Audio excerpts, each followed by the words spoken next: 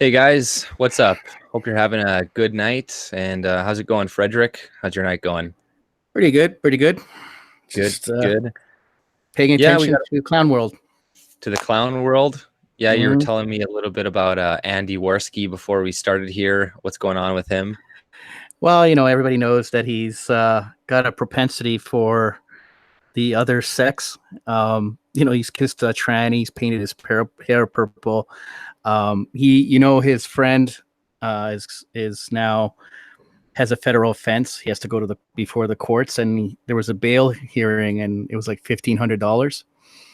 And his mother paid for the bill. And so he was on chat today saying that he paid for it. And then Alex was coming on like, no, his mom paid for it. And they're like, oh, yeah, I paid their mom back. And they're like, no, you guys gave her 500 out of the 1,500 or something like that, right? So they still owe her money. And then he tried to ban someone from trying to just bring that up. Yeah, well, that's what he does. Whenever I saw Booberly bring something up to him a while ago when he wasn't streaming on his channel for a while, she was like, how come you're not streaming? It's something about a link. And he's like, fuck you, you're a stalker. And then he banned her. So this is just what he does. And, I've called this out for so long. And finally, people are starting to kind of like wake up to it. But yeah, I was wrong. I admit I'm always man enough to admit I was wrong about it. You were very wrong. I'm joking. But like, yeah, it's I can understand. Like, I was sticking up for him for a long time. And I think I was when it was legitimate, like a lot of other people were. And, it makes sense because, a lot of people were ragging on him for stupid shit for a really long time. But, but then, so Poseidon, hey, AJ. Oh, sorry. Yeah, I'll probably get him on soon. I was talking to him on my email, but I just gotta kind of get back to him. But yeah, back to Andy there. Yeah, he's just a train wreck, and I've seen this coming for so long, and it's kind of funny to watch. And that's what he is now. He's just a complete lol cow. He's just that's what he is now, and it's really depressing to watch because It is, it is. Such a huge amount of people following him. Now he's got like 100 people maybe watching him or a little bit more. Well, he got up to 200, but he had like within a span of 3 hours. Oh, it's like 600. Yeah, it's brutal. Yeah, well, look at the like to dislike ratio. It's ridiculous. Like 400 dislikes to 50 likes. But he's lying. He's lying. But, now you catch him in the lie all the time. Right. Well, yeah, and I'm sure a lot of people don't know who Andy Worski is, but he's some Canadian YouTuber. He's been on YouTube for like 10 years. And, I'm sure if you Google him, you'll find some funny shit about him. Plus, there was a CBC article about him recently. But really, he's just a lol cow. He's not really anything important. We're just kind of talking about it. But nonetheless, I want to bring up a couple articles. There was one about, did you guys hear about that man tax cafe a while ago that was charging men? I think it was 18% extra for coffee. Well, it's closed. Year. Yeah, Good. It closed down. And, I got the article right here. I guess I'll share it. You'll read through it here a little bit. But, vegan cafe that charged 18% man tax is set to close. So, Handsome Her, a vegan cafe in Melbourne, Australia, sparked global debate in 2017 when it announced it would offer women, and it just opened in 2017 too. So, offer women priority seating and charge men an 18% premium to reflect the gender pay gap. After 2 years of trading, the cafe announced it will be closing its doors for good on April 28th. Co-owner Alexandra O'Brien, I don't know if this is a man or a woman, not sure, has not detailed the reason behind the move, but Handsome Her has endured widespread backlash for its perceived reverse sexism. Why do they always do this when they say, when we're talking about racism directed towards white people or sexism directed towards men, they add this reverse in front of it to like dismiss it, like, oh, reverse racism doesn't exist. It's like, yeah, I'm not talking about reverse race. I'm talking about real racism, like real sexism. No, but what do they mean? What do they mean? Reverse racism, racism. Right. Reverse forward, dismiss it. Right. It's a way to say like, look at these conservatives in their reverse sexism and their reverse racism. that isn't real. Like in my sociologist professor told me that it's a not real power plus prejudice. But in the post entitled A Handsome Farewell, Miss O'Brien wrote, "It's been a wild journey to say the least. When we opened Handsome Her in 2017, we expected that perhaps we might make a stir through our brazen public discussions of structural inequality and oppression."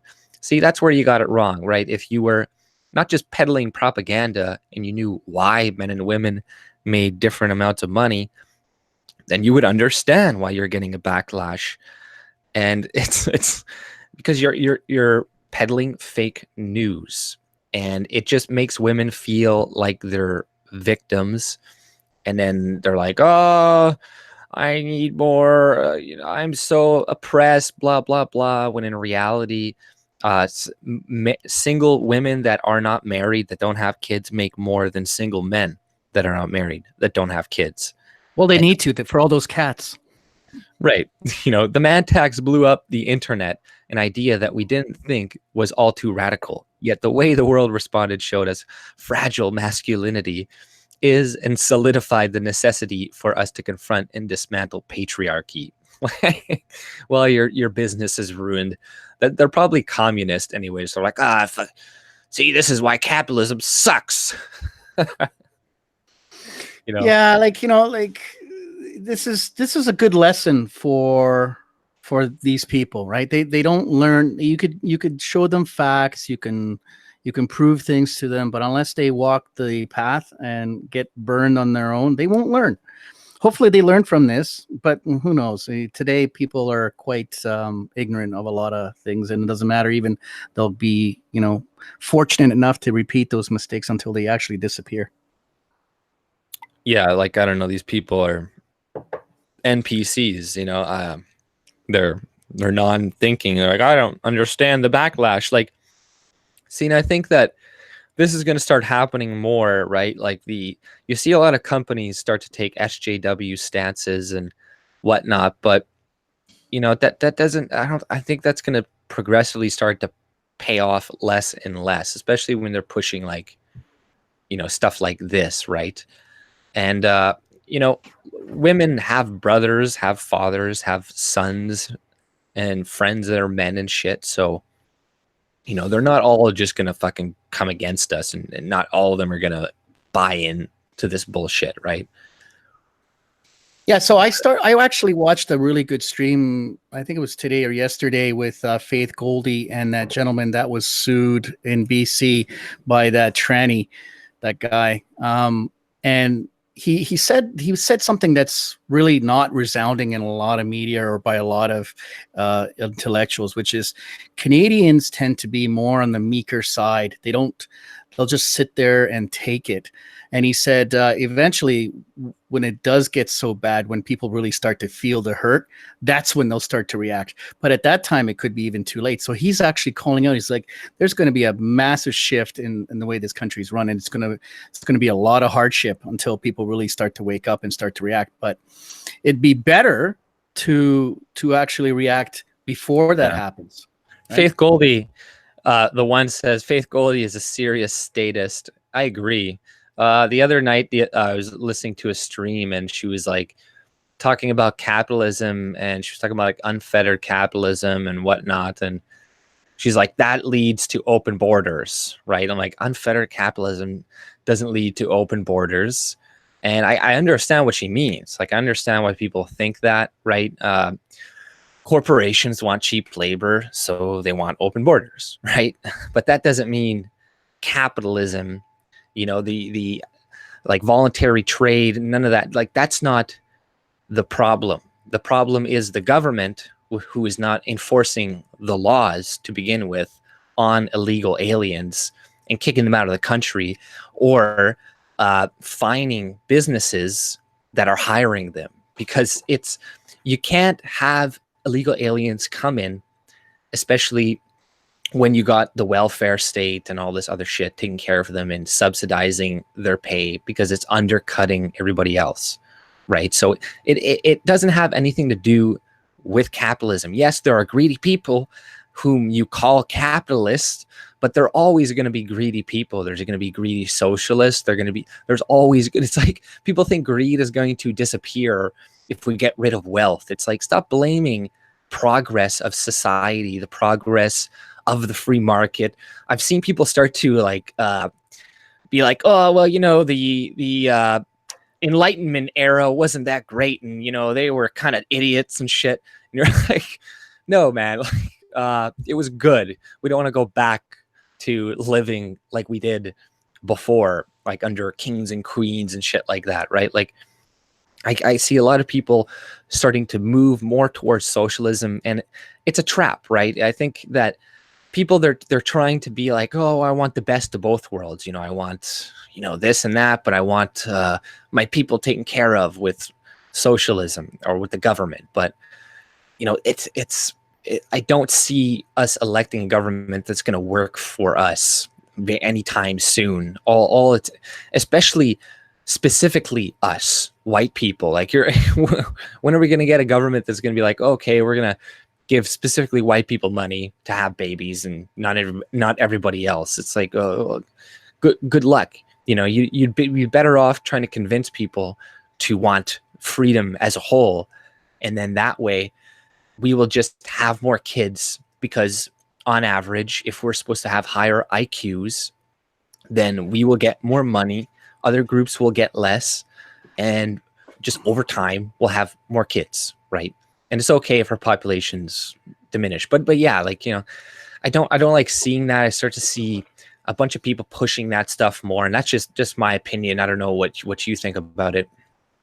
Well, you know what I think about it. I think pure capitalism leads to the elimination of borders. That's the only thing, because business wants absolute freedom. Well, you think what Faith Goldie thinks then, right? No, I don't like government at all. I like You said pure capitalism leads to the elimination. It has to. It has to, right? Because business will always look at the lowest common denominator to make a profit. Why not? What do you mean it has to?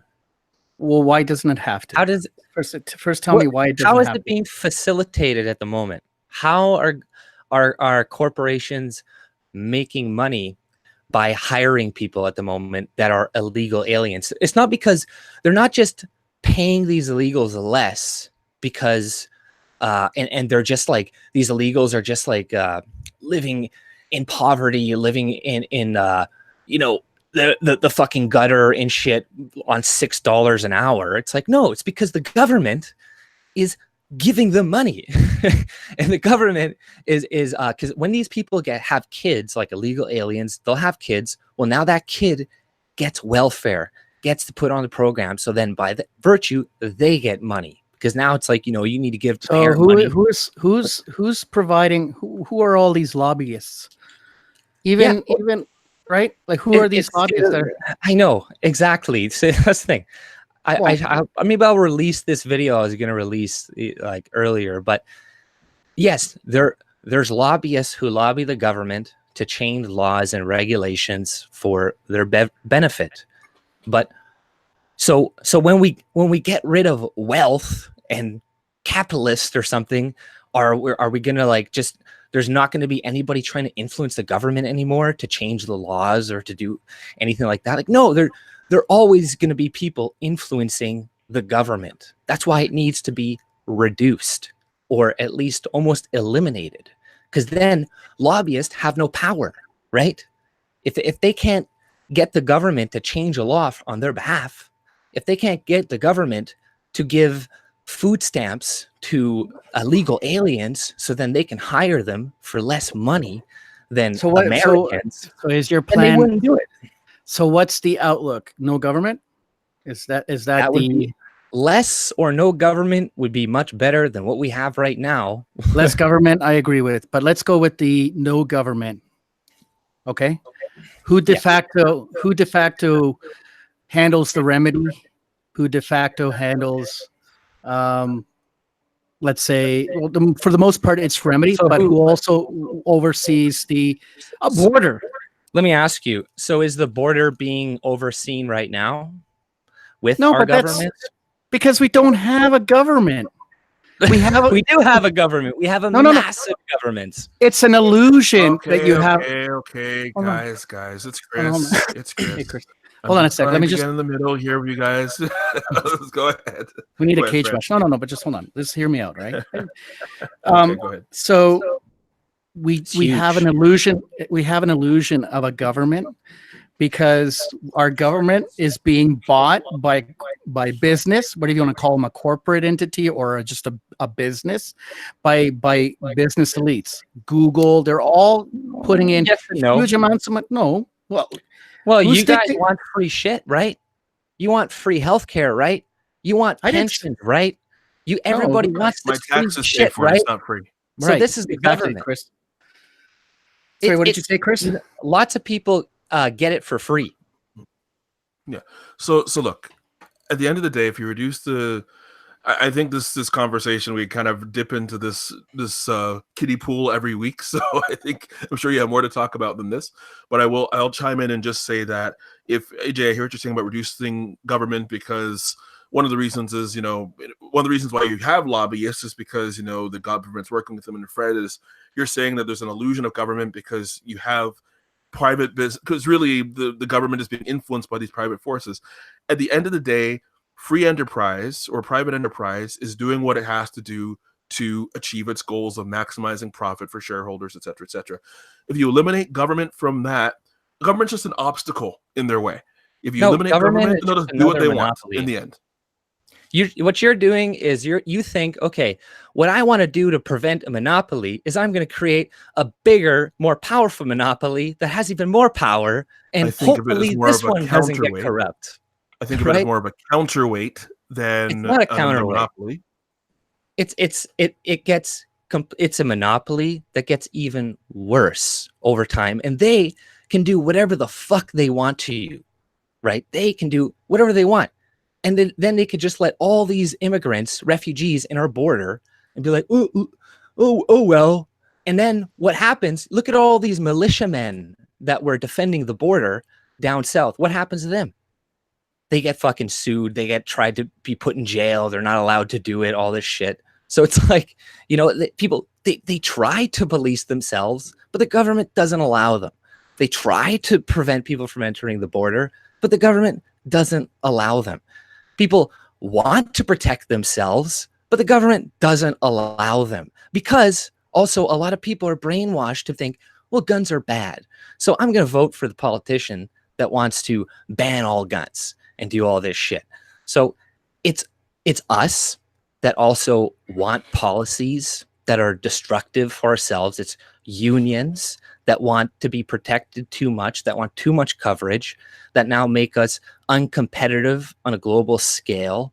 So now people, why are there no jobs coming to Canada? Why are there no investments coming to Canada? Well, it's because of the government and all of the regulations that they're putting in and promoting. So, so just think it out for a minute. So what is humans always need a form of leadership. If you remove the government, who de facto becomes the leader? Fine. Everybody has a gun on their property. We go back to Wild Wild West, right? Who is running the show? Who's providing the remedy?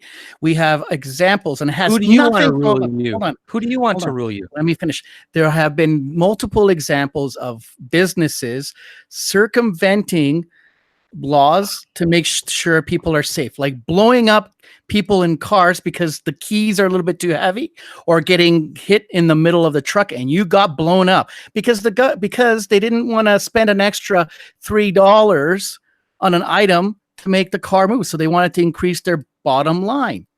And you know why they get away with it? Whenever a human being is getting, hold on. Why? The government. No, they didn't get away with it. They got sued. They went and got sued. Exactly. That's them getting away with it. You get it? Do you understand human nature? Hold on. Do you understand human nature? Humans will go to the most sued. They want to be sued. Don't you get that? That's them not paying a price. Like they calculate that shit into their business plan. Now, if you didn't have the government protecting these people who are knowingly murdering people, They wouldn't do it because you could remedy it. You could go, and if you apply the non-aggression principle and he's killing people knowingly, then you could defend yourself against them, right? What, couldn't you? Oh, well, they'll hire all these people with guns and to fight off all the population that has even more guns than us. It's like, people, we just don't want freedom, whatever. You know, I get it. I get it. Who said But, who said doesn't want freedom? Everybody wants freedom. We're arguing against. Well, we don't want to give people too many freedoms because without, you know, the government, you know, telling people this and that, you know, we're all gonna die and perish or some shit, right? That is essentially what you're saying. But hey, we can all agree on less government. You know, we don't have to go overboard. But I think that your assertion that pure capitalism leads to open borders is wrong.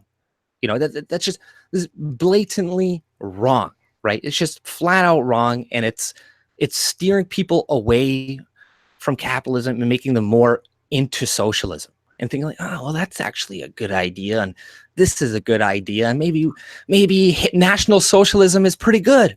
They got some great points. That's where a lot of people are turning towards now, national socialism. So let's apply this discussion to a real world example that's happening right now. I think it's on your topic list, which is about this Duterte, the president, or I can't remember if he's president or prime minister of he's president, declaring war on Canada. Thank you, president. And this is an intersection of business and government, because I'm not sure if there is a contract or whatnot, and I'm not sure which one of you has this topic for today, but essentially you have this waste that was shipped to the Philippines about years ago at this point, that, you know, the government has been working on negotiating, but they weren't the ones to ship it there. It was a company. They're just working on the cleanup. Slowly, painfully. They really don't want this junk back, of course. Who does? Which one of you put this topic up tonight? Was it you, Fred, or you, AJ? No, I didn't put any topics tonight, but I know what you're talking about, because it's like 6 years it's been sitting there, and they promised that it's all cardboard. Instead, it's all baby shit and God knows what else, right? That was shipped, and then basically the company was Fred, like, Fred, by the way, this is why it's so important to sort your recyclables properly. Okay, you can't just no, they don't give a shit. People are okay. No, hold on. On that topic, you set me off. On that topic, they don't give a shit about recycling. I see these guys because right now there's no recycling being done in Toronto. 20 years ago, they were saying there was a recycling plant for glass near the beaches.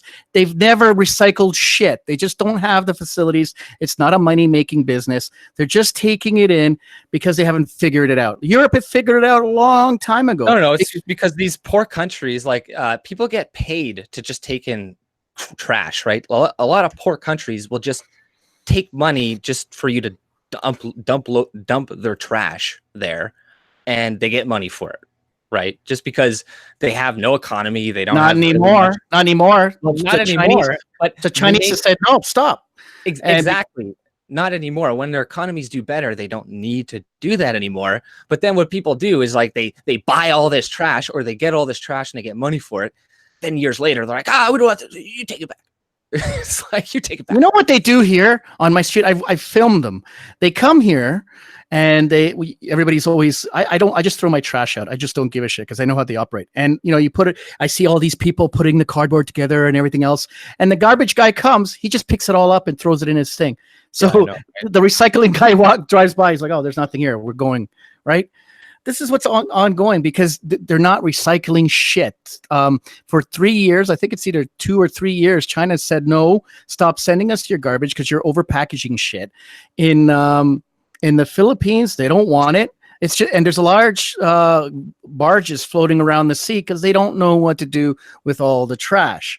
Because unlike here, Europe had started recycling programs 60 years ago because they just don't have the space and they have a flourishing industry on it. Here, they just, we need to make huge amounts of money. So they actually do hire a lot of TFWs too. And Europe isn't afraid of incinerators either. No, they're not afraid, but they incinerate it differently. They operate differently. Like I remember, just burn it and pump like carbon into the atmosphere and shit. You know, Well, we're already paying for it anyway through the carbon tax. might, Yeah, as well, might as well make it legit. my grandparents, they should just burn all their trash, right? You know, they'd have a big pit outside, you know, in the country, and then you just burn it, right? I have an idea. Why? Let's package shit with less.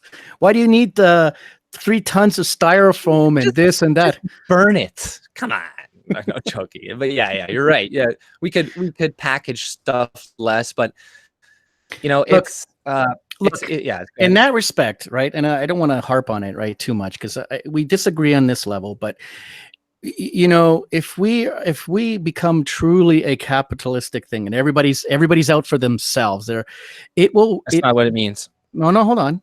Well, what does like because China has everybody's out for themselves. Then what that's not what it means. If you're using China as an example of capitalism, you're so far off the mark. I don't know what. How am I off the mark? They have pure capitalism there. You're looking at I can't even address that, man. No way. Go ahead. No way. So before we go off down this theoretical tangent again, this rabbit hole, we still have the Philippines topic on the table. No, Chris, let's finish. Let's finish. You gotta help finish. Okay, well, hold on. Hot take. Take a hot take. Just with what little we know. Who is responsible in a situation like this? Is it the government's role, the Philippines and Canada, to clean up this situation, or is it responsibility of the corporations who are involved that made an arrangement to ship this stuff across the ocean? Whoever were the contract holders, it's between them, and they should have hired or have a third party type thing to uphold the contract. But okay, and if one of those parties is out of business, they've gone bankrupt, they've disappeared, who's responsible then? Who's responsible at the end of the day?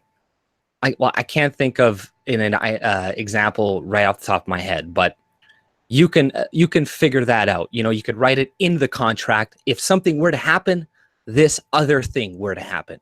You know, you think of things that were to happen. What happens with the government right now? You think they fix all these contracts? No, they a lot of the time they don't resolve the majority of the contracts that you'll bring to them anyways. Right? Okay, but we're talking about a arrangement. You can have a better contract that signed these government agreements, relying on the government to be the arbiter is where you'll get fucked, right? That's where you will get fucked. We're talking about an agreement that was made between private corporations to ship this crap literally across the ocean. Somebody's disappeared. Somebody's not taking responsibility. And it's not worth it, I suppose, or profitable for another corporation to purchase it. So at the end of the day, when corporations fail, who takes responsibility? And if the government is not there to take responsibility, corporations fail. What does this mean? Who will do it? If corporations fail, who takes responsibility? The people in the corporation. First of all, corporations is a construct of the government. They don't exist. Where are these corporations now, and how are they not being held to account for this? Because of the government. What do you guys don't fucking get? Like they get sued, right? Or they have really good lawyers that these lawyers write all the laws so they can just like, oh, well, actually, you know, we're not going to be held responsible because we're a corporation. We're actually a person that they were declared by the Supreme Court, 10, 15 years ago? You know, why did they do that? Was that us? No, it was the government who declared them as a person. It's so individuals could not be held accountable within the company as before they could be held accountable. So this is what I'm saying. If I've already explained this before when it comes to corporations and stuff, who holds them accountable? Okay, the people hold them accountable. At the moment, they're not being held accountable because we're not allowed to hold them accountable. Right? All that happens when they sell a drug that they know is going to kill 100, 200 people because of the ill effects that it's going to have on their immune system for this certain sect of people. They're like, oh, that's fine. We could pay the fines because we're going to make $10 billion off of it anyways. But it's all about knowing. Right? If they knowingly sell something, but they can knowingly sell something right now, like I said, and get away with murder, right? They can get away with murder. So you're assuming they won't be able to get away with murder in the future if we had less of a government. No, they couldn't get away with murder. They would be held specifically accountable, and the people specifically knowing of what happened would be held accountable. It wouldn't be the corporation who pays a fine or some bullshit, right? It would be the person. Okay, so let me try to make your point a bit more concisely, and you tell me if I've got it right.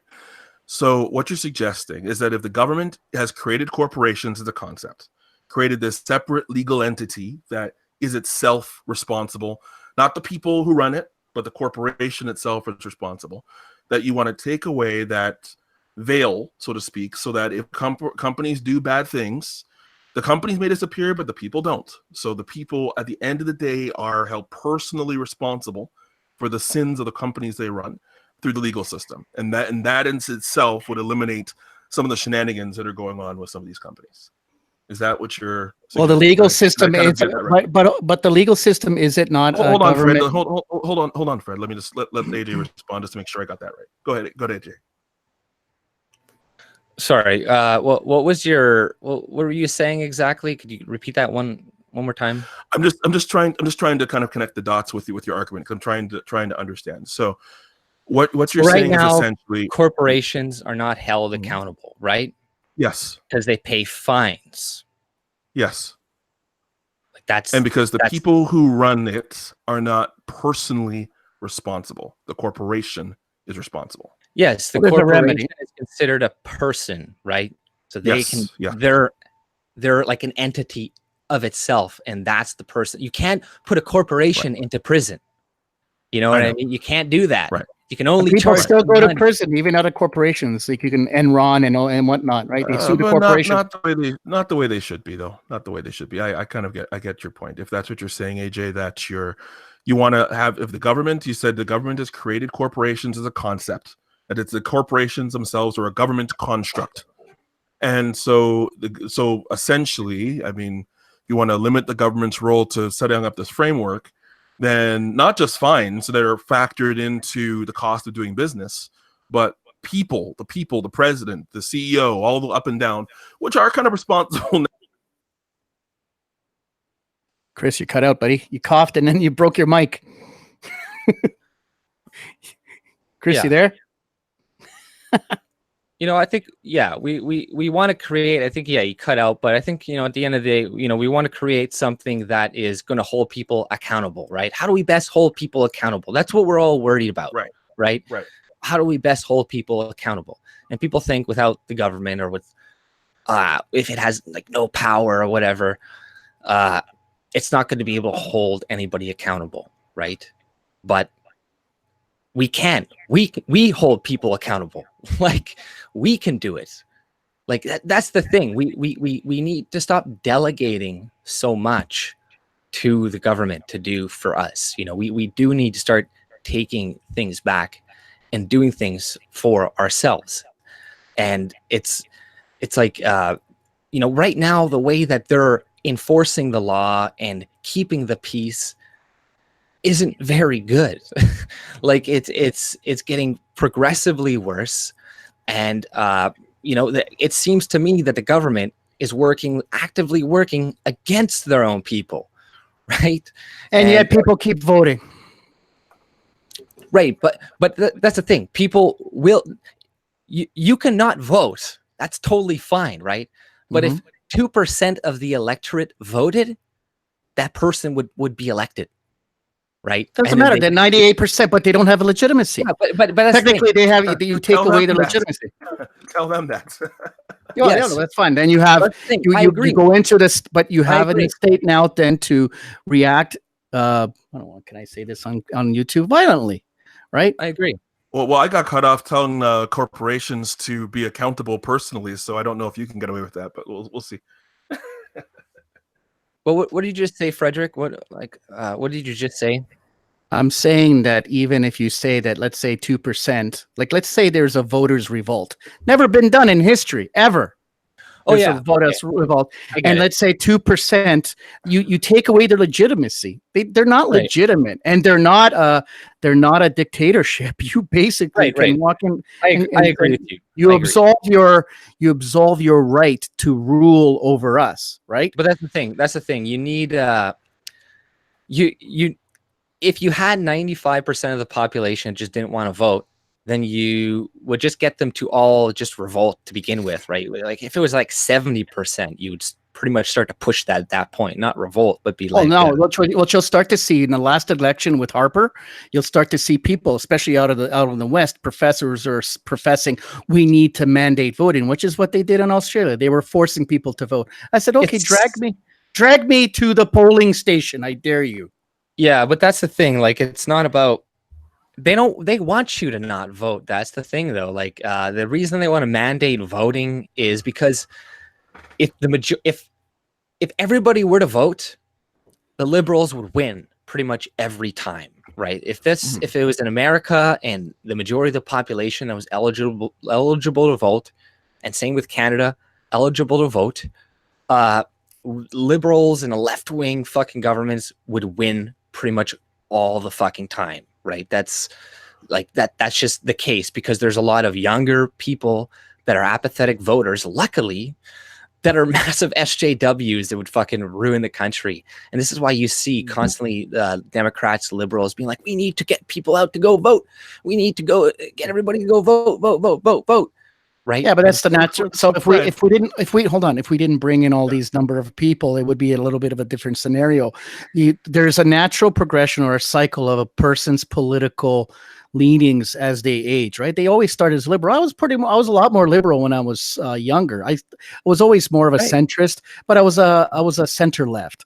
But as I got older, as I became like self-sufficient, as I became self-sufficient at the age of 13, so I started leaning more right than ever before.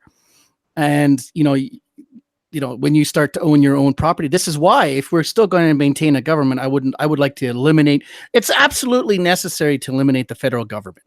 And there's an absolute necessary need to eliminate unions, unions, especially within the government and civil service, and start contracting out. The other thing that needs to be done, and you could fix things, you don't have to go like, I think, the ultra route, which is pure of anything, because I think anything that's pure on one polar end doesn't really work well, right? But if you... Why? Well, how do you know? Well, we're on one pole end already. That's the thing. That's like we're on one pole end. That's what I mean. It's like it's like there's this what do you call it? Centrist fallacy or something, right? There's this moderate fallacy where it's like, well, we're just a little bit of this, a little bit of that. It'll work out. It's not so good. Why is it something extreme better? Why is it not better? Why? So just to take a step, just saying it isn't better. People just say that. They just say that. I don't think they actually really think about it. Like I think a lot of people. I think there are a few people that do think about it, and I think that polar extremes is you're always going to get a reaction. What's happening today is people are starting to react. It has to happen. A pole shift has to happen to the extreme right. Because in order to fix the wrongs, you have to go really right, and then somewhere find a balance. Because people are always going to ultimately look. For me, it's about remedy. How do I remedy a wrong? Do I grab a 6-shooter? I don't know. I don't know guns. Or do I grab my compound bow and arrow and start going out there? I'm like at the front of the business. Say, all right, you motherfuckers, you broke your contract, and that's it. Pew pew pew. So no. Fred, so then what is it? How do you fix the remedy? Do you want what type of society do you want to live in? Right? Are you going to go around ending your conflicts like this? Like, do you think most people are like that? Right? That they want to end their conflicts like that? No. Most people don't want to end their conflicts like that. And if somebody were to, you would have the ability to shoot them back. And you know what? It would be good. Because this way we would cull all of the violent people earlier on. This is why Europe is so great, got so great, because during the Dark Ages, we killed and butchered a lot of our criminals. We beheaded them, we killed them. So we actually culled a lot of our bad people off over time. Who was beheading and killed them? Let's give these crazies weapons, but let's us have weapons too. And I have faith that there's less crazies than I think there's more good people than crazies in Canada and stuff. And I'd readily arm them. to You kill. think? Hold on a sec. Let's say. But let's do what we do now and have nobody armed. And when a Muslim comes, he can just butcher us all. Yeah, that's better. Let's do this. Do you believe in the Pareto Principle? Yes, and that doesn't apply to people being allowed to defend themselves, right? No, it doesn't. That doesn't apply at all. You can be a retard. You still have the fucking right to defend yourself. You can have a 95 IQ and you have the right to defend. Okay, so we get rid of the retards, right? Like and we have hold on. People are not bad. Okay, just because you're stupid doesn't mean you're a bad person. Stupid people are more dangerous than stupid people are more dangerous than bad people. Trust me. Look at AOC. She's not a bad person. She's just really stupid. Okay, yes, stupid people with an average IQ of 85 are going to be highly represented in certain crimes, right? And violent crimes and stuff like that. And people with higher IQs, less so, but they can be represented as some, like, you know, some of those psycho crimes, like psychopathic, even crazier crimes, or whatever. That doesn't even really matter. The point is, just because stupid people are more likely to be criminals doesn't mean the majority of stupid people are criminals. You know, and plenty of people with low IQs that are very nice people. They're not going to go and like beat you with a fucking club over the fucking head. No, right? But they'll do stupid things to impact you and put you in a dangerous situation. Yeah, I've come across things right now, and I get it. But you know, that's a right. You have a right to be stupid, and you have a right to be crazy. This is what happens right now when stupid people do stupid shit. They do stupid shit, and then they create a regulation. They're like, oh, well, now we can't do that anymore because this guy did something stupid. Because of the Pareto Principle. Because the problem is that doesn't apply to this. That doesn't apply to this. It does. No, it doesn't. That's applying to wealth and corporations, and like the top 5% is producing 50%. No, you can apply the Pareto Principle to anything. You can apply the gun. The Pareto Principle doesn't apply to that. What do you mean? Talking about gun? No, the Pareto Principle applies to. Hold on, my mic is cutting out. I'm getting a message. My mic is cutting out. A bit of a roboy voice there. A little bit of a roboy voice. Maybe I'm too close. Yeah. So the Pareto Principle you can apply to anything. If you take a population, 80% of that population is dumber than the 20%, and you can go and how home down and narrow it down, and you can apply it to anything. Politics. It's a really great mathematical principle. Now, here's the thing. Actually, one thing, Fred, just before you go on. Julie actually made a great comment, that kind of agreeing with you, Fred, that people with super low IQ are super prone to be recruited and convinced to be violent. But simply, I would extend that to say prone to be recruited and convinced to do anything. Stupid people, because they don't have critical thought. And that's why you don't put them in government schools. Not even that. Let's say you arm the population, or you let the population say everybody gets a gun or whatever, Second Amendment, for example. You have your examples of stupid people who do stupid things as you'd expect them to because they're stupid. And then you have people who do the training. And the thing with stupid people is you can't limit the results of their stupidity to only other stupid people. Sometimes stupid people take out smart people too. Americans used to be allowed to have cannons, right? Everybody was allowed to have cannons. Okay. Cannons? Okay. So first of all, cannonballs, like cannons. Oh, cannonball. Okay. But first of all, that's funny. I gotta say, I'd love a cannon in my background. I want one too. I kind of want one. Your intelligence should not limit you whatsoever from protecting yourself, whatsoever. So an argument like, well, there's a lot of stupid people, so we should take away gun rights because there's stupid people. It's, no, they have a right to defend themselves, and that's not a good argument. A lot of stupid people are still not going to shoot you, or still not going to do that. I know, like, retards. Well, a lot of stupid people won't pull the trigger fast enough. That know how to handle a gun better than somebody who's pretty smart, who's like a city slicker, who's never handled a gun. He's like waving it around and like pointing at me, like, what the fuck are you doing? You're pointing around my face, right? There's somebody, he's like some country bumpkin, no education. He knows how to fucking handle a gun. Doesn't take that much intelligence. It's not rocket science how to like point, shoot, don't aim at somebody, right? People can handle that shit. Like they can do it. I think that leaving our protection in the hands of the police is not a really good idea, right? Look at what's happening all over the world with the police. Because most of them are stupid. Most of them are stupid. When those migrants were breaking into Markville Mall and smashing the jewelry stores in December, and the black cop with the gun is pointing the gun in that the kid was black. I don't know. Maybe it's Somalian or something, and he's putting it in the face, and the guy's not even shooting him. He's kicking the cop that's pointing the gun at him because we got stupid cops. Yeah, well, yeah, shoot him in the leg. Well, look at what we're doing. Look at what we're doing right now. The Canadian forces. Did you guys hear about that? And also with the cops, I covered that a while ago. Yeah, I covered that too. Yeah, they're bringing in people from outside. They're contracting out. But the Canadian forces are now letting in women, and no, they're excluding white males from hiring, and they're picking women and minorities and indigenous people. And with the indigenous people, they don't even have to pass the that qualification exam either, the test. And then after all these applicants are filled, then they'll pick white people afterwards. And you're like, this is crazy. You have the government picking and choosing now, trying to diversify all this shit.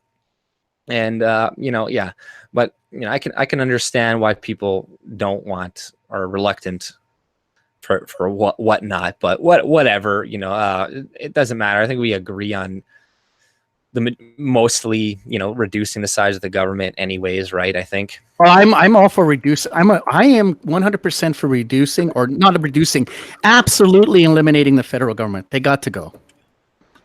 They're a burden to also.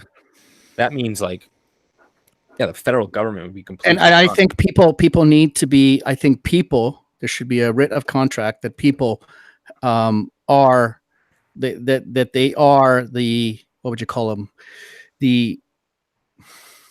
Help me out. I'm looking for a word for a management of the military, right? Their own armed forces instead of the federal government. Because whenever the federal government and the business wants, let's say, oil, they send our good boys overseas to some shithole country, and then what happens? We pay off this treacherous, known convicted terrorist.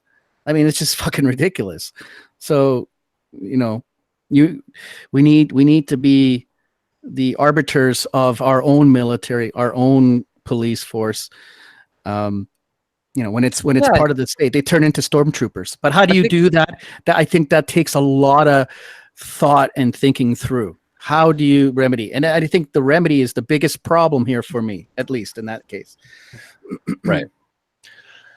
Yeah. Well, I think we really need to start taking more things into our own hands, right? And it doesn't mean everybody for themselves. It doesn't mean there's no rules, no laws. It doesn't mean you can't live in a society with hierarchy, with de facto type kind of leader type person or whatever, but it would just be much smaller. There would be a sort of democracy type thing, but it would be obviously much smaller, type thing. Like people would, in your community or city or whatever, would have just more control over what goes on in your area. And you could still hire police force to enforce laws that your community at large agrees on as a whole, right? We don't know. The problem is we don't know where all this money is going. There's all these NGOs. The money's being filtered. Yesterday on Faith's What's that have to do with anything, though? What do you mean? Because what does it have to do with it? Because they're taking a bunch of money and they're just giving it away, and we don't know really what money they're distributing socially, right? What monies? Because now they're crying that the healthcare system is broke. Well, one is broke because they're bringing in too many people. Too many people are leaning on the social system, and the middle class is shrinking to pay for it. That's obviously going to be the case where that's how you break it. But the other thing is, where is all the money? Show me the money. Show me the books. They never will. And when they do, can you trust it? So, Fred, whenever the government or any government says that something is broke, that's a matter with the amount of money they bring in from our taxes, which I'm still waiting for World War I to end so I can stop paying income tax. But anyways, it's a matter of financial priorities. And to your point, where is the money going? Open the books. Let's have that conversation about what business if any, we want government levels of government to be in. And then we go from there. But yeah, you're right. They're not going to open the books. They don't, and it doesn't really matter who's in power, because once they get there, they realize that some of those cloaks and obfuscations are to their benefit to do certain things or to allow certain agendas to continue behind the scenes. Well, look at that. They paid off the government. We don't know, the CRA paid off like $133 million, like that. And they refused to admit. Yeah, and they refuse to say. So as Fred likes to say, civil servants refuse to say who. It was a single individual or corporation, same thing, but they refused to say who for that mass. And I think they wrote off about $2.5 billion or $2.1 billion in taxes for one reason or another. They refused to say why or for who or the breakdown. It's all like these green companies and shit. Sure, or it might have been Bombardier. Like I don't know. Well, nobody knows. Yeah, probably, or maybe SNC Lavalin. Who knows, right? Sure, or the Trudeau Foundation. Like who knows? Who knows? Or it might have been Apple or Google. Like I don't know. Who knows, right? They don't say. They refuse to say so. And then the Trudeau government is impressing them, so I'm sure that company made a large donation to the Liberals at some point. Who watched The Simpsons yesterday? Or I didn't watch it, but I don't have cable. Years. But didn't Trudeau appear on to The watch Simpsons? TV, Fred. You know that. Didn't Trudeau appear on The Simpsons, or was it? I don't know. I just assumed it was yesterday, or it already passed. But apparently he's going to mention the SNC Lavalin thing. But I have a feeling it's going to be like, in Canada, our scandals are this and have nothing to do with Russia and Trump's horrible scandals. Like, this is Trudeau's one. I have a feeling it's going to be like, kind of like a nod to Trudeau or something, because the Simpsons have like completely cucked over the past year. I don't know if they like fired that one guy who was saying he wasn't going to change Apu for the longest time, and he's like, no, fuck you. And then they finally conceded, and now they changed it. Now I see all these like, oh, Lisa is something with feminism, and like, it was trending on Twitter. So it's like, that's the out, like that's the in, that the media, it's like, they kind of tell you, they're like, hey, if you want to be promoted on Twitter and on the trending feed and this and that, you got to like promote like, gender diversity or some bullshit like that, transsexuality, then we'll put you on our Twitter feed or some bullshit, right? And we'll promote you, or give you a coin, On that note, Trudeau's going to be on The Simpsons this Sunday. He's going to be on this Sunday, and it's okay. On Canadian journalists voicing him, so that's great. On that note of trans freaks, there was something that came out in BC. What? Be nice. No. To the, I'll be nice to them. There was a father that was found guilty of family violence for calling his trans freak daughter a she. Last week, Justice Francisca Marzi of the Supreme Court of British Columbia, Canada, declared a father guilty of family violence against his 14-year-old daughter. Lock him up.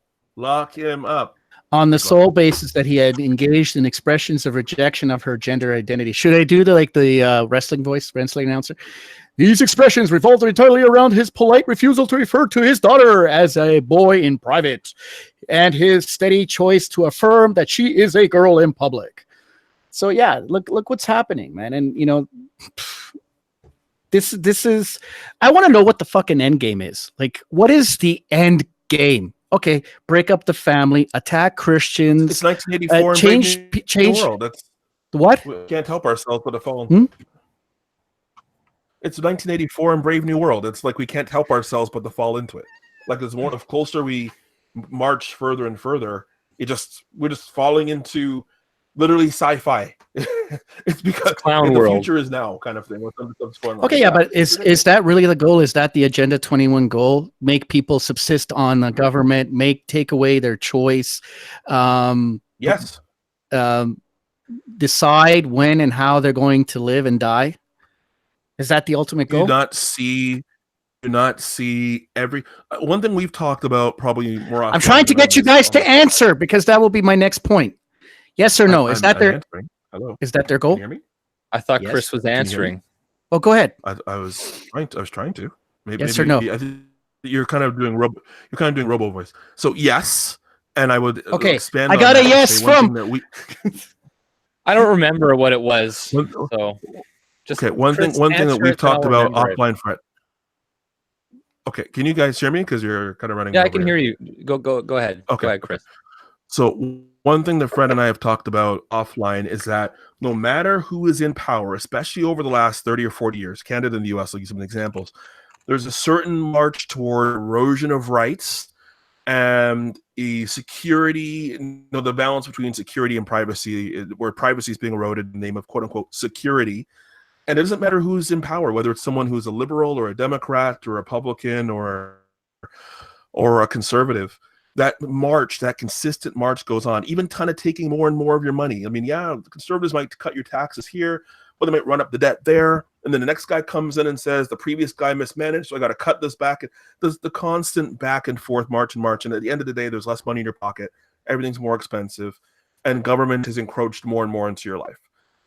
And one thing we've also seen is that one party will say, oh, this is terrible, and then the next thing they're in power and they're taking advantage of those same powers that eroded to continue to erode your rights and creep further and further into your life, whether it's liberal or conservative.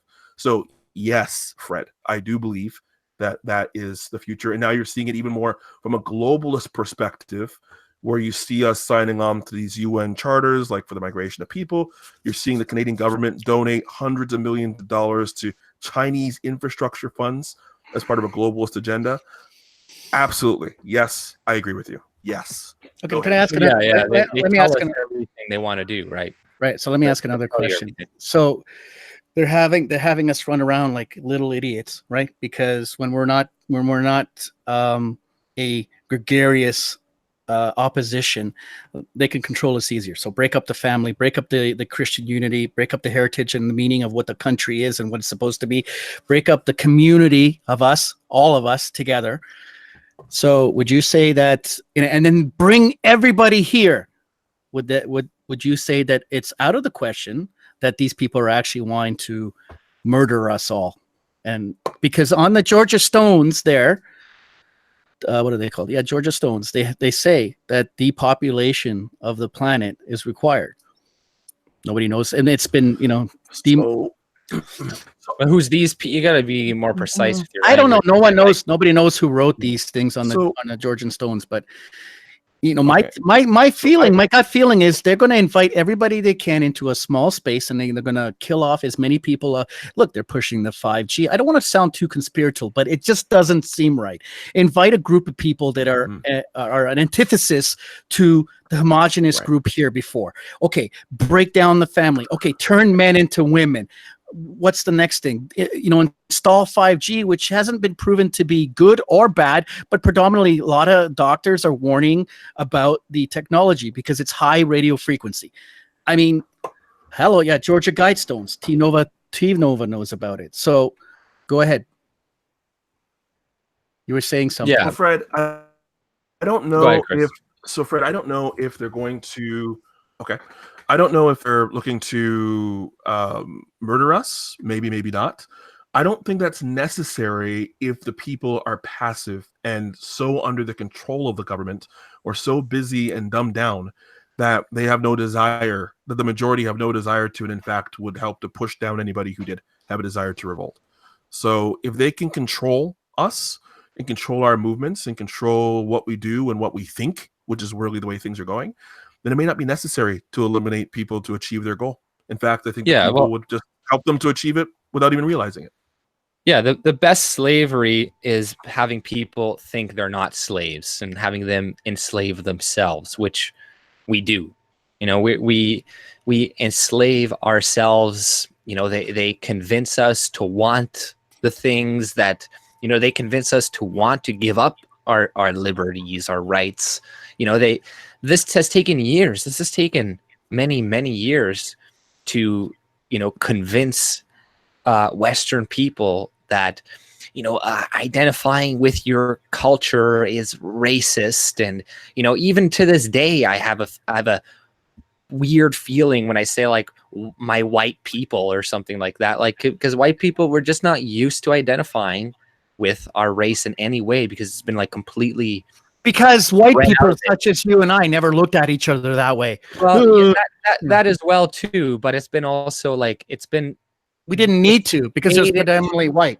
we didn't need to, right? But even though we didn't need to, a lot of other cultures do identify with their culture, their history and stuff more so. And now, our lack of that isn't very good. And we need to start to, but I think it's like, even what I was going to say is like, I feel like I'm even conditioned to some degree to feel bad about wanting to care about my own people to some degree above other people and stuff, right? Whereas everybody's just like, that's just completely natural for them. But for us, it's been like kind of like, throughout our heads or our whole lives been like, no, bad, right?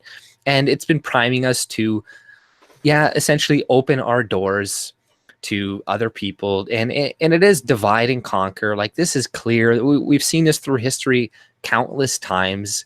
It's pretty obvious what they're doing. They're importing a bunch of different groups that are not going to work together, and it's easier for them to control us that way because we'll want their help. It's like 1984. We'll accept it, we'll want it, and then they'll kill us, right? After we come to fully accept it and want whatever, then they'll have a rat eat our face or some shit. But like, usually what they'll do is some group, they'll bring in another group. So then, they'll be like, oh, well, fuck, we need to start policing that group more. We need to start like going and doing all this shit to them. And then eventually those laws get used against those people, the same people that were saying they wanted it used against those other people. And they're like, well, this is what you wanted, sorry guys, blah, blah, blah. You were all for it before. And they're like, fuck. Right.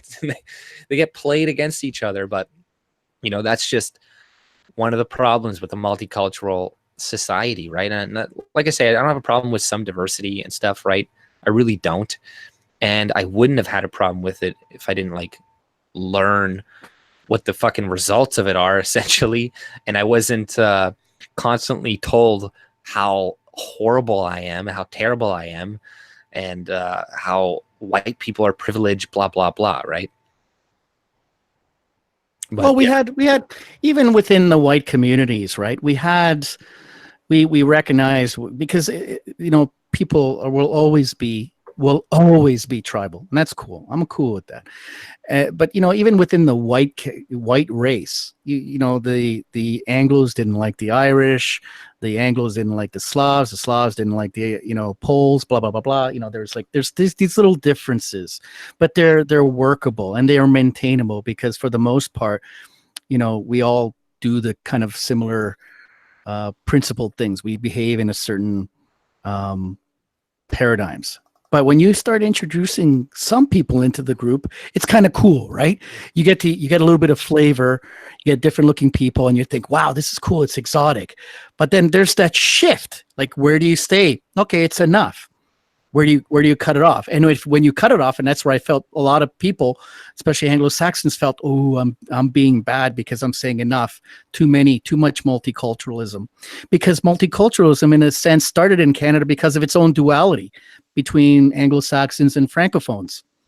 Mm-hmm. And that opened up that can of worms, in a sense, to like, oh, let's have multicultural a multicultural side, because we have different groups coming in, but primarily those groups were always Europeans by background. Now we have something that's counterintuitive to the regular paradigm that we have, and that's like, where do you when you say I'm always open to having.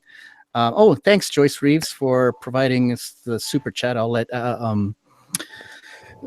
AJ read it out. But what I'm saying is, when do you say is enough, right? Because nobody said that. They just said, oh, yeah, keep it coming, keep it coming, keep it coming. Now Brampton's all Indian, and, there are parts of, like, spread across Toronto that's either Chinese and growing Indian. It's like, where do you put an end to it? And when you put it, and when I notice when you ask people, like, when you get them quietly in the corner and they open up and they're like, yeah, it was too many people. So where do you cut it off? Right. Right. So, And I the wonder. thing is, go ahead. Go ahead. But let me Oh. just address read the the super chat chat out. though as Yeah. well. Yeah, super chat. Joyce Reeves for $20 said, next to come, they want to normalize pedos. Something stopped me from saying the whole word. So apparently the YouTube stopped her from saying the entire word, probably pedophilia or something, right? So I guess YouTube is censoring that. And I've noticed that too. They've censored, I think I couldn't say fuck or something. I don't know if you can say fuck. Try to say fuck in the chat, somebody. Fuck. Say fuck. But Say everybody in the fuck. chat. Fuck. With the PH. I say weird? Yeah, fuck. But fuck, whatever. But thank you for the donation, Joyce Hughes. I really appreciate that. Thanks, Joyce. But yeah, I've noticed that they do want to, normalize that stuff. I've seen that a lot more lately, and Well, that's already normalized. That's what we've gone. We've that gone video past that. of I don't know if it was you that showed me that or somebody showed me that video of like the clowns walking the clown world, and there was like these transsexuals. They were going to like a school and they're all dressed like trannies to like read kids books. So these clowns came and they were like dressed as clowns like with a sign, and like went in there, was like honking at them, and I forget what it said, but it was like clown world, trannies teaching kids, blah blah blah. It was like, because that's what it is. That's what we got to start doing. We got to start wearing clown suits and go to like protests when they're protesting shit that is like ridiculous, and just start like just being ridiculous. That's what it is. We used to do this when I was at a call center. Yeah, it was one of those call centers. We had this really crazy, she was, I'm sure she was transitioning or something. She was like nutty looking, and she was little flowery and just a real bitch in the end. And every time all of us would get together and in some, in a great glorious hum, we used to do this. And she's like, "What are you guys humming there?" "Oh, nothing. We just love this song." And then play this over and over. Every time she'd come around, she just wouldn't fucking get it. But that was our own little poke at the lunatic. But you know what? Pedos is, they've basically have, that vice, right? Pedophilia is normalized already. It's done. The next thing is cannibalism. They're talking about it everywhere. So yeah, I don't think pedophilia is quite normalized yet. Oh, it is. And like, what about that little Montreal, what they've that abuse to that kid, that tranny kid, or the one in the US, and you have the tranny library hours where one guy was like a Mexican of all people who was a tranny at the library, tranny library reading hour or whatever. It's not normalized yet, but we're certainly on a slippery slope. Let's put it that way. And the way that the world is changing quicker and quicker with social media, the internet, the globe is able to be influenced all at once. Even something like a Netflix available globally, or YouTube, frankly, and available in most countries. Ideas are able to spread very quickly, and the people that the world looks to in the absence of religion is celebrities, who are usually more on the liberal side, and to like, absolutely, it's imperative. We have to save the earth. Yes, it's imperative. We have to accept gays and lesbians. Yes, it's absolutely. You need to give that kid a kiss. Like it's just definitely take a bite of that arm. Like it's all a slippery slope to things that we think are unconscionable today, but in 20 or 30 years, maybe even sooner, probably not so much for the next generation. Scary stuff. Right, and speaking of normalization, right? Like you guys heard about like Omar Kadar being on that. Oh my God! Don't talk about that. You're gonna boil my blood. Last night, convicted killer terrorist Omar Kadar was on the state broadcasters program, and it's like this is a little clip from the show here. Oh fuck! But you're gonna enrage me. You're gonna trigger me, man. More than Captain Marvel? Yes. Listen to that. You hear that? Listen. Okay. Fuck that guy. Okay, hold on. How can you be so mentally strong? Because like, Jesus Christ. After everything that happened to you, you seem so accepting of life. I'm super positive, but I know I wouldn't be where you are right now. And how do you do it? The thing is, I think individual, they underestimate the willpower that we all have. Like, people think that I'm special or I'm strong. I don't believe Who? I think we all have that capability. It's just a matter of, you know. I swear he's going to run for government as a liberal. Probably. Jebe se Yeah. materti, pičkati, matinati, jebem bu pičku matinu. Let him talk. So Fred, even though his name is Japanese, he's actually from Croatia. So that was a little taste of some Croatian swears there. Kurvinstein.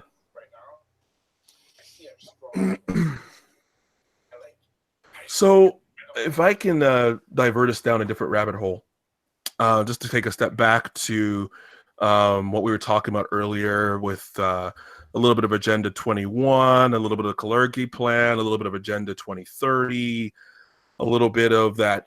With the conversation we touched on briefly about perhaps the origins of multiculturalism, at least in Canada, or what became Canada, between the British and between the English and French Canadians, or prior to Canadians way back in the day. And I look even further back, or even around the same period when the lines were being drawn in the Middle East and in Africa and in South America to a certain degree as people were being colonized. I wonder if those were, and basically in incompatible cultures being put together, people who didn't like each other being put together indiscriminate. I wonder if that was kind of a dress rehearsal. Like, I wonder if this goes back so far. The people, and I hate to kind of not put a name to it, but I can't, frankly. I don't have a name I can put towards it. Those, I think they're smart enough to not put their faces out there. But those people who are in charge or kind of direct things behind the scenes, I wonder if that was a dress rehearsal for a multi-century dress rehearsal for what is upcoming, in terms of seeing how people really are on a long-term scale when they're incompatible or maybe don't like each other, but how you control them, what happens if you don't, what are the long-term impacts, that kind of thing. I wonder if the stuff that we're talking about today, even stuff like the Georgia Guidestones and what was listed in there, I wonder if it goes back that far, and really, you know, we are on a track, but it's like a track and a train that's been running for a long, long time. Not just even back to Trudeau signing off multiculturalism. It goes back to the very founding of Upper and Lower Canada. Goes back even further than that to other places in the world too, as European powers were colonizing the world. Or is that too conspiratorial?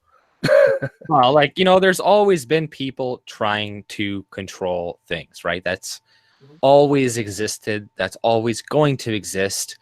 That's since the beginning of time, right? There's always been people who have kept knowledge away from the rest of the common folk, right? You know, that's how they keep power. That's how they keep power now, is they know things that we don't. You know, and or they're lying about things, like they know climate change is bullshit, right? But you can just tell by the way they act. Like what Trudeau, he went on Earth Day and took a jet and flew his family to some place to go surfing, right? So it's like, you know, you just look at their actions, so they know a lot more about what the fuck is really happening, what's really going on, than we do. And yeah, they want to keep that from us, but that's why they're so adamant about censoring us, censoring the internet, because we're starting to pick it apart, to be like, huh, this is kind of interesting, and we can kind of like you know, put together their narrative and, you know, clip things and take things and like you know, save it for later to rewatch it, whereas before we couldn't really do that as well. And also, you know, we were a lot more controlled back in the day, when there's only 1 or 2, 3 different stations. Right now we have a lot more, and it's harder for them to control us. Like, it is, we are more sheepish in some sense, but not really, right? People were more easily controlled back in the day by the media, by TV, and all this shit, right? Like, well, to some extent, like. But one sec, Wow Addict 2234 gave $5. Canada will be the failure of the 21st century. I agree with you, Wow Addict. we're a joke, right? We're at the point where the Philippines is saying they want to go to war with Canada and they think they're going to win and it would be easy to beat us. And that's because, you know why they're doing that? Because they know we don't have any allies, just like Saudi Arabia knew it, just like China knew it, just like that midget has bigger balls than the whole cabinet that we have here. That island could be literally be blown away with a good gust of wind. But he really has a good focus on his people and what he wants. Like that's all you need. You need a guy with big balls. And to basically and people will clamor to someone of strength, right? We in Canada we have no one of strength who is ready to look out for Canadians. Zero. And you know what? By saying Canada will be the failure of the 21st century, it won't only be Canada. It'll be New Zealand. It'll be Australia, Germany, Spain. You know, like I think the Slavic side of Europe will kind of be the last barrier until they start to fold too, right? Because they'll fold under pressure from everyone else, and right. You know, like something has to happen, right? We have 35 people watching on Rant's channel. We had 65 people watching. There is a good group, but the problem is that this small percentage. These little fucking jackasses that are somehow have gotten into the wings of power are carrying loudspeakers. People are listening to them, and you know, obviously the dumbing down of society. Because if you look at the curriculum that's being taught in schools, it's a fucking joke, right? That's been going on for so many years. The dumbing down of society, right? You know, and the subversive message. Subversive messages in the movies and stuff for years. So I want to correct Jesus Gonzalez there a little bit. Duterte didn't give a part of the Philippines to Muslim rule. So the Muslims have been there for a very long time, as well as the Christians. So in Mindanao, they fucking leveled that place. Duterte keeps leveling it, but he keeps getting huge pushback from the UN and everyone else. So he has to be kind of careful at that point too, because the same thing in Malaysia at that woman, right? They took her Nobel Peace Prize away. She was a great, lovely person until they took her, you know, until she had issues with the Muslim populace, and then she started fighting back, and then they took that away from her. But I forgot her name. Maybe someone can look it up in the chat. But nevertheless, it's the West that's going to fail. They are trying to crash the system. They want to crash it. And like to Chris's point, this is an experiment. And they've been experimenting for a long time, but now it seems to be working because you have people watching stupid TV. You know, they're not reading enough. They're not being schooled well enough. They have no cognitive faculty to critically question things and look at the world around them. They're blind as fuck. And you know what's funny? And it's usually white people. That's what's hilarious. White people talking against themselves, like that teacher I sent you on the chat, on the direct messaging. Well, it's all directed at them. All this propaganda is who's it directed towards? Direct towards white people, everybody, right? Like, you know, to hate white people and stuff too. But you know, we're being taught, we've been taught for so many years that our history, that our culture is bad, that we should feel bad about it. That like, you know, I showed a video or a picture of a stream in my stream the other day of Genghis Khan, right, in Mongolia, and they built a huge statue to him. And you know how many people that guy butchered and murdered throughout history, right? Like tons, thousands, right? And they're not apologizing. They're not doing anything like that. And but we see the results of these years of indoctrination. We're removing our statues because that one woman said something racist. Like, you know, what was that? You guys hear about that? That there's a statue from that woman in the 1930s being removed in America because she sang a song in the 1930s that was kind of racist or something, and somebody found out about it, so they had to like take down the statue. And they're like, yeah, and it was actually ridiculous, the songs. I don't remember the names of the lyrics, but I did look it up at the time. I look it up and read a bit into the context, and that's what's missing from these conversations about taking down things is context. And the song, you know, was very much kind of a tongue-in-cheek hope at some of the racial divisions at the time, kind of saying this stuff is They're ridiculous. satirical. Right? It's very satirical, but out of context, you look at those lyrics and it's like, oh, she's making fun of black people and kind of, let them make cake about their situation. And so, yeah, that's one of those things. But again, that context, that nuance, completely missed. And to Fred's point, when you look at how people, when they talk about things being multi-generational, I mean, we've talked about in terms of this experiment that's ongoing, as we look at kind of a consolidation of knowledge and education being with the state, and then that state having definitely an agenda that's a globalist agenda, you take out things that have critical thinking, not math, really, because math, and yes, it's critical thinking, but They it's are more like, taking okay, that away. Remember what they did in Ontario? Well, true. They're taking it away and changing it in a way, but critical, not so much. I'm not thinking about critical in terms of, mathematical equations. I'm thinking in terms of thinking, is this really the right way? And having those conversations and questioning things, whether it be I remember when I was in high school in the 90s, you could have those conversations, at least at the schools I was going to. And now I don't think you really can. In college and university in the 90s and definitely we could have those conversations. And I take some courses in education and psychology and sociology at the time. Now it doesn't seem like you can have those conversations. And that's one of the reasons you're supposed to have higher education, not to be a robot or an automaton, but allegedly it's so that you can have conversations and figure out who you are, not be told who you are.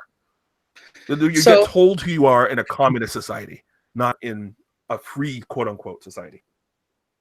All right, I'm gonna bring up something here. I'm just gonna share it with the screen share, so you guys can see how crazy shit is getting. But first, I want to say, I sometimes think and I wonder to myself, like, maybe we are our own worst enemy by giving these guys a platform and discussing them, right? Like we kind of are, if you think about it. We give these losers, a form of free publication because we're talking about them, right, all the time. Normally, you would just say, yeah, okay, whatever, yeah, okay, there, all right, yeah, you little clown, but.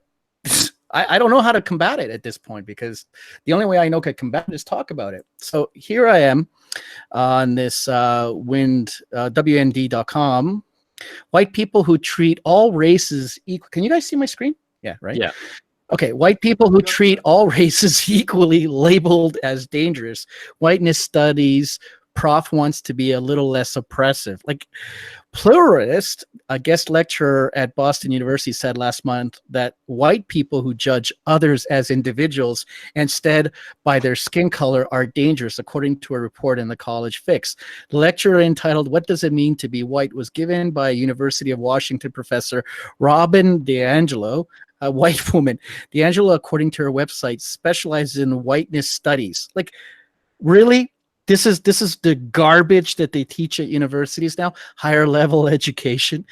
Added that people who say they have been taught to treat everyone the same deny black people their reality. Black people have been turned into little children. So when you see a black person, just walk up and go, "Oh, yeah, are you okay, little boy? Are you all right? Would you like a candy? What can I do?" Like, this is ridiculous. It's getting fucking stupid beyond means. I mean, anyways, what do you guys think about this stupid shit?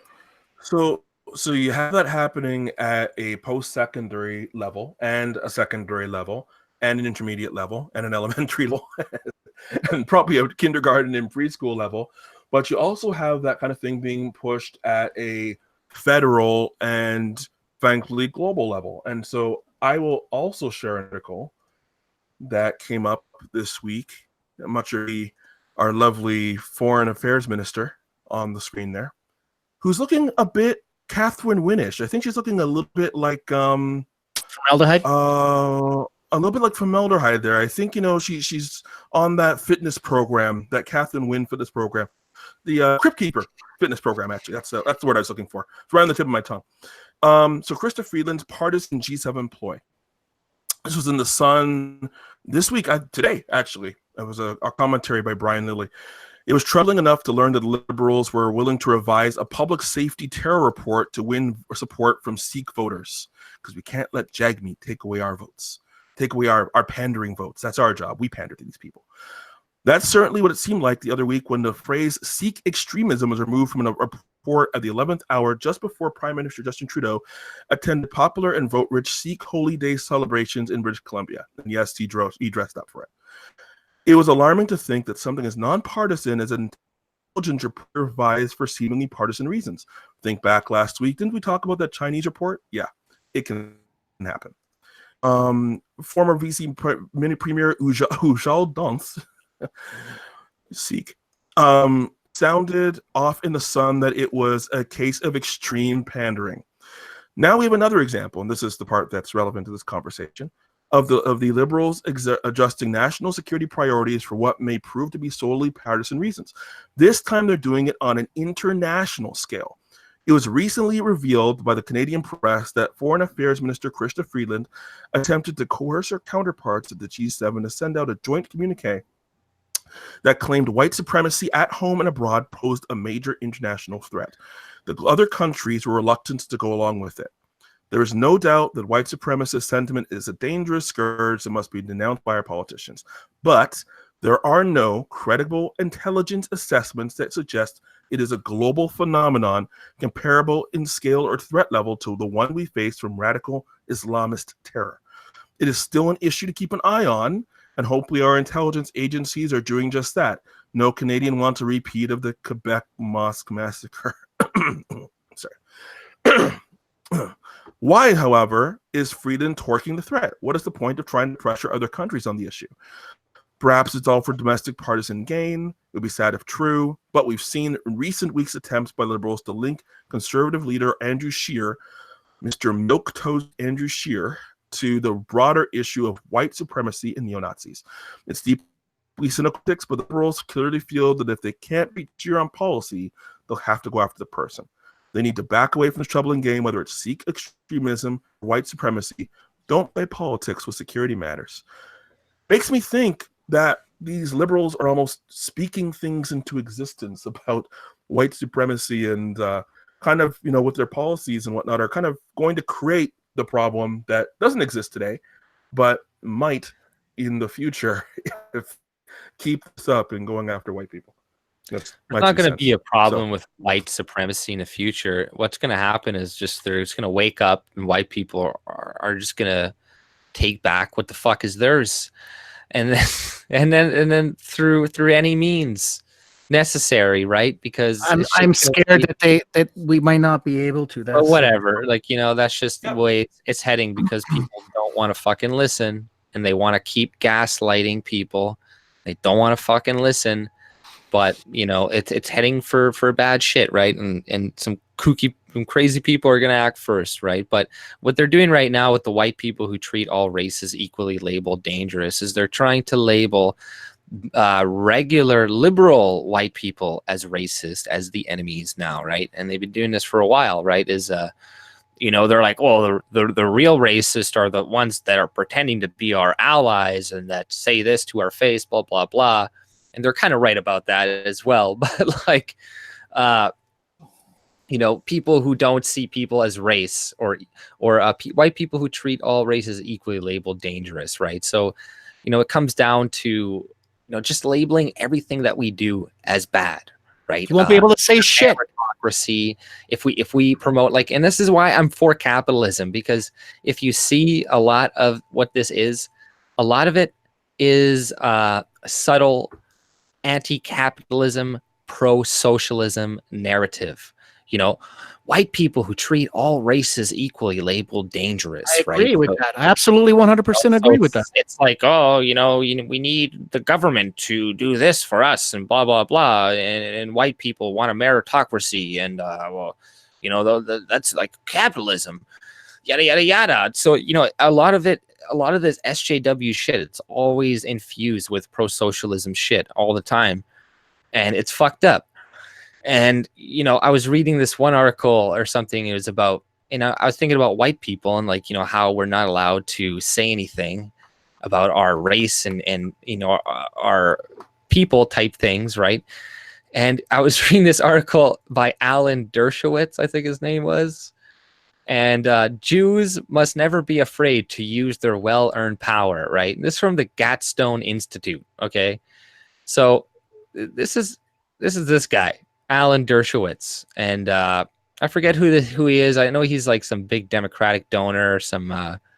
He's a lawyer. He had a big debate with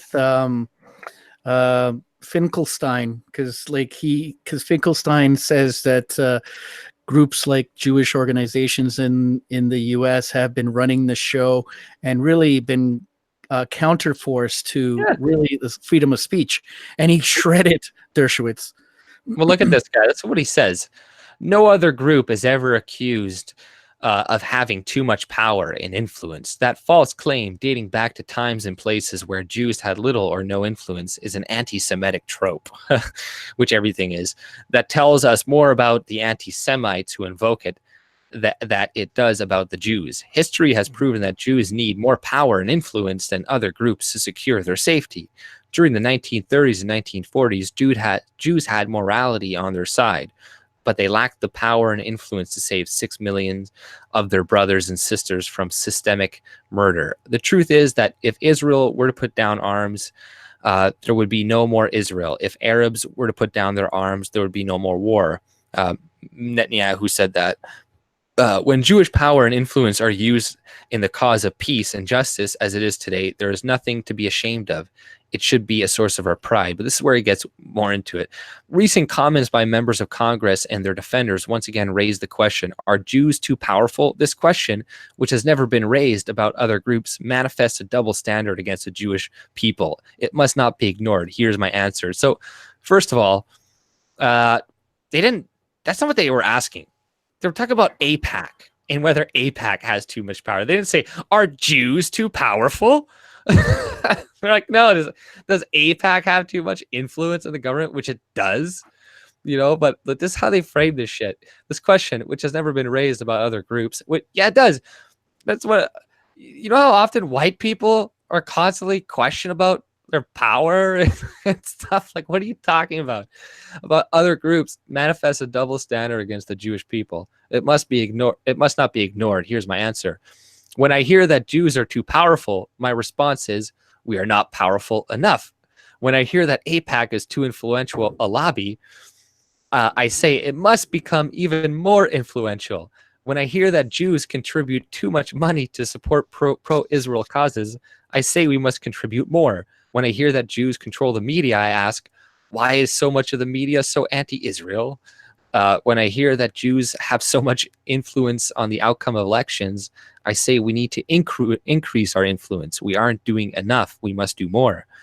Jews have contributed enormously, disproportionately. So imagine whites have contributed enormously, disproportionately to America's success. What do you mean Jews have contributed disproportionately to America's success? No, they didn't. No, they didn't. There was what founding fathers were Jewish? Which ones? They're all Irish and like fucking Scottish or something, weren't they? Are you sure? No, exactly. Everybody's a Jew today. Their fathers may have been Irish or Scottish, but Jewish blood is transferred on the mother's side. And I'm not giving them credit for anything, but I'm just saying power. We're just talking about them having power. We're just talking about them having power. And remember, come out of the closet, AJ. You're a Jew. You know you are. Listen, oi vey, okay? I mean, oi.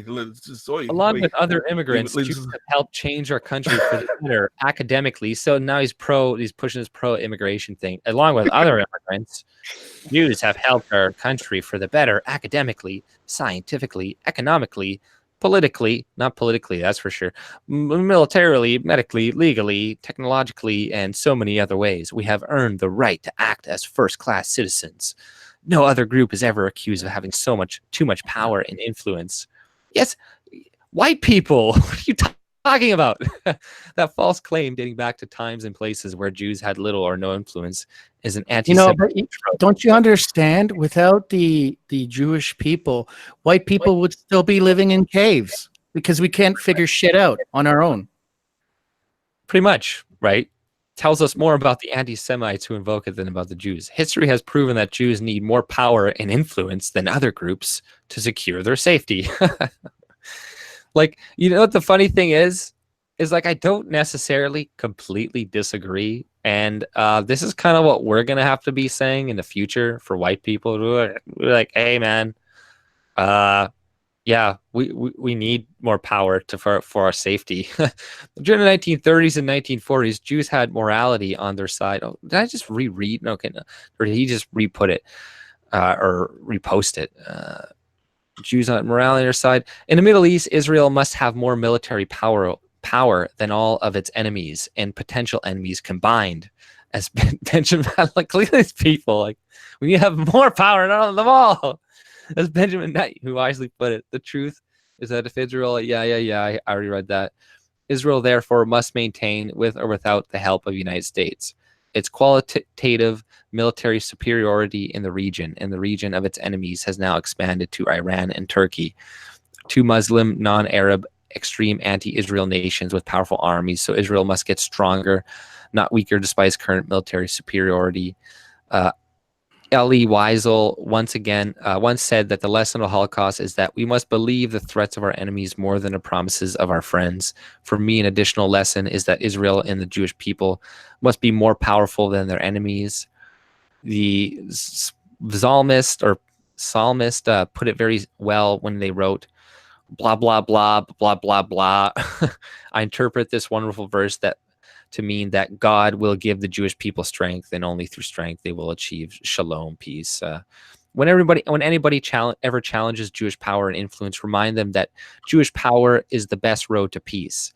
That history has proven that Jews without power are vulnerable to the oldest prejudice known to humankind. So, I don't have a problem with that. I don't have a problem with that. They want to look after themselves. That's fine. And the Chinese talk about that too. They're very jingoistic.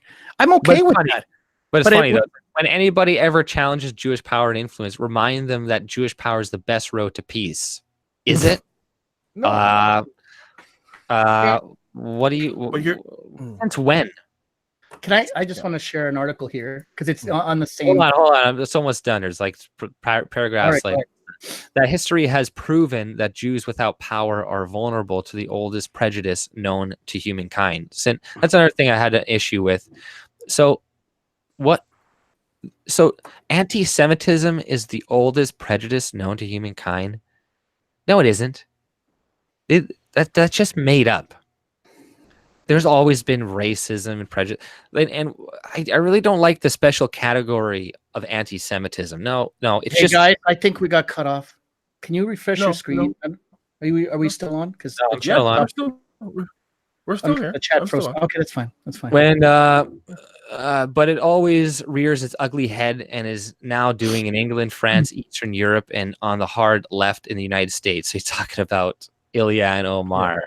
When Jewish power and influence are used in the cause of peace and justice, as it is today, there's nothing to be ashamed of. It should be a source of pride. But it's just funny, and I would love it if white people could talk like this and not feel like smeared for it. We got a super chat from Wow Addict. He gave $2 Canadian. He said the first Canada became our richest person. Yeah. Right. Well, no shit. Right. Obviously. Yeah. So let me share this. Probably a banker. What else, right? So Fred, before you move on to your article there, the whole, and you might as well load it up while I'm talking. What you just mentioned, AJ, kind of got me thinking that the playbook about anti-Semitism and terrible. Let's not even talk about it. Let's not even discuss it. Let's not even have any conversations. It's obviously just the worst thing in the world and should be denounced.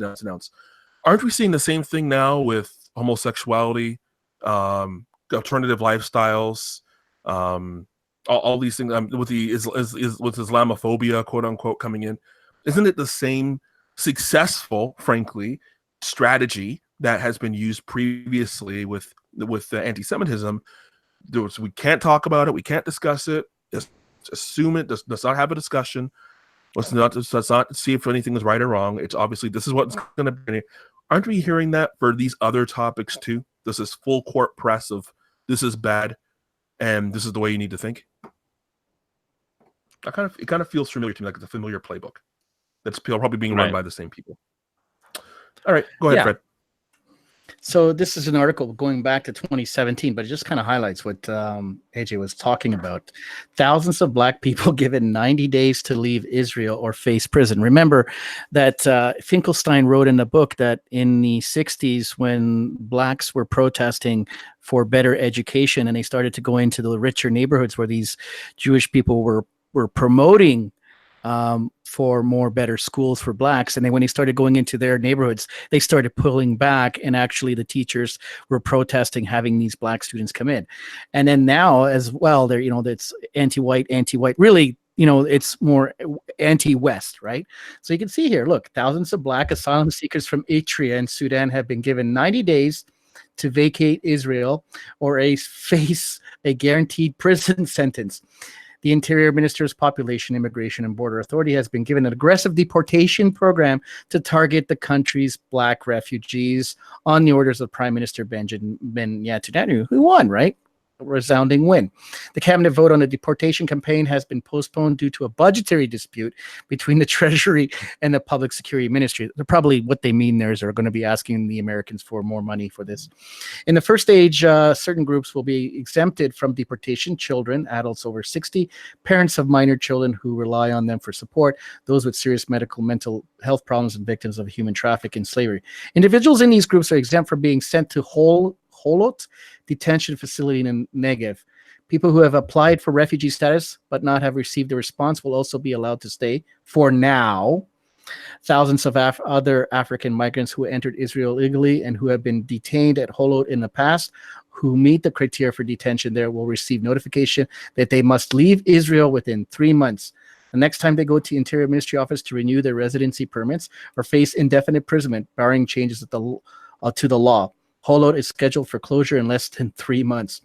There are an estimated 27,000 citizens of Eritrea living in Israel, as well as 7,500 Sudanese nationals and 2,500 people from other African nations. Some 5,000 children will have been born to African asylum seekers in Israel. Netanyahu has told the Interior Ministry officials that he expects many of these people to leave Israel within a short period. So, you don't have to really go into all of it, but basically it mimics what's happening here. We're saying no, and they're allowed to say yes, and no one bats an eye. It's like a double standard. And right. And they can shoot 60 Palestinians in front of their fucking borders, and America has to take in every single person. I'm not saying America should do what they're doing, but you just see how the outrage. If America were like shoot like 60 of those Hondurans coming at the border, they would just lose their fucking shit, man.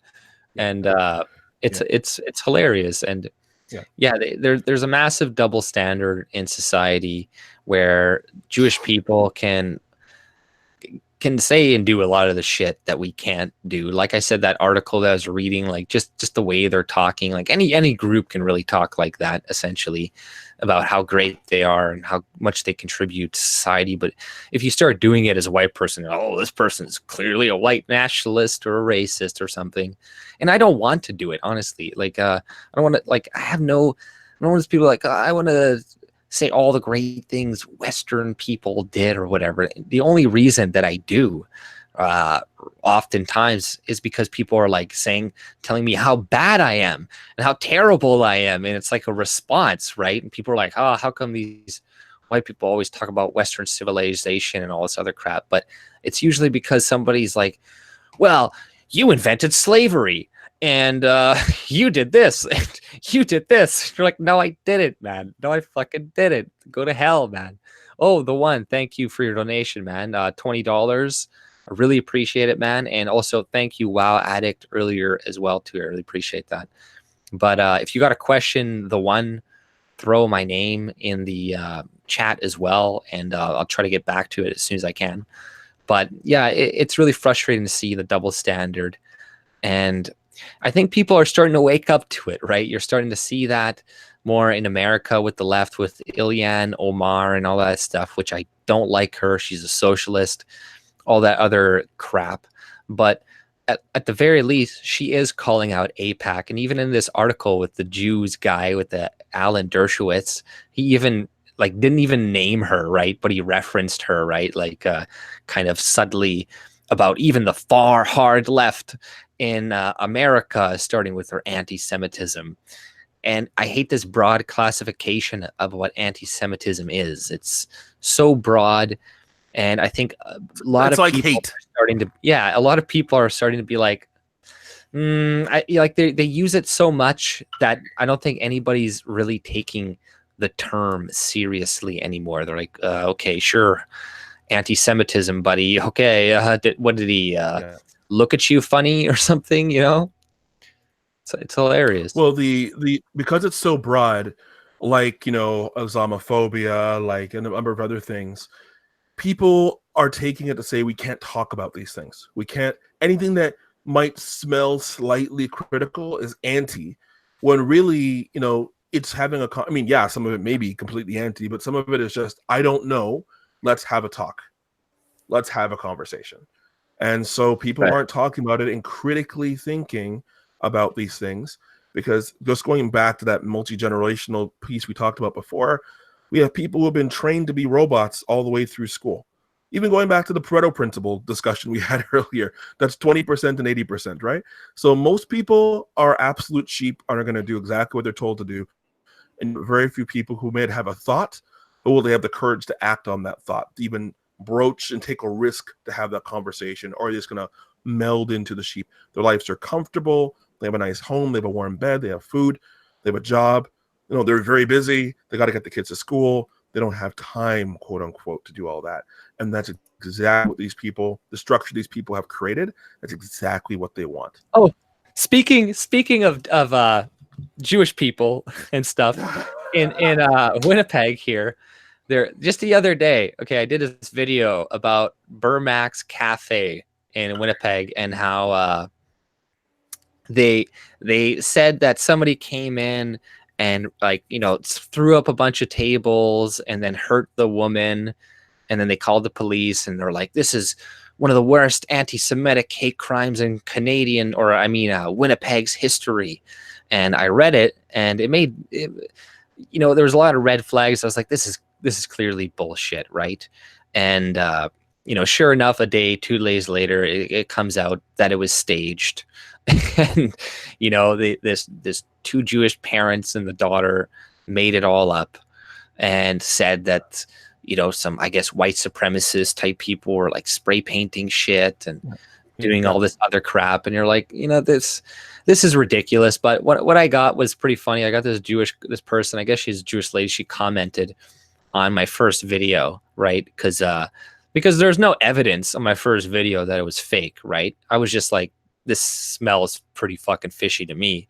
And I think it's fake because, you know, just the way they're describing it and the fact that they didn't have video cameras around their establishment, even though they've been getting graffitied on their place for months, and they found out that was also a lie. But I got this comment from this person, Karen Dorkin, I don't know.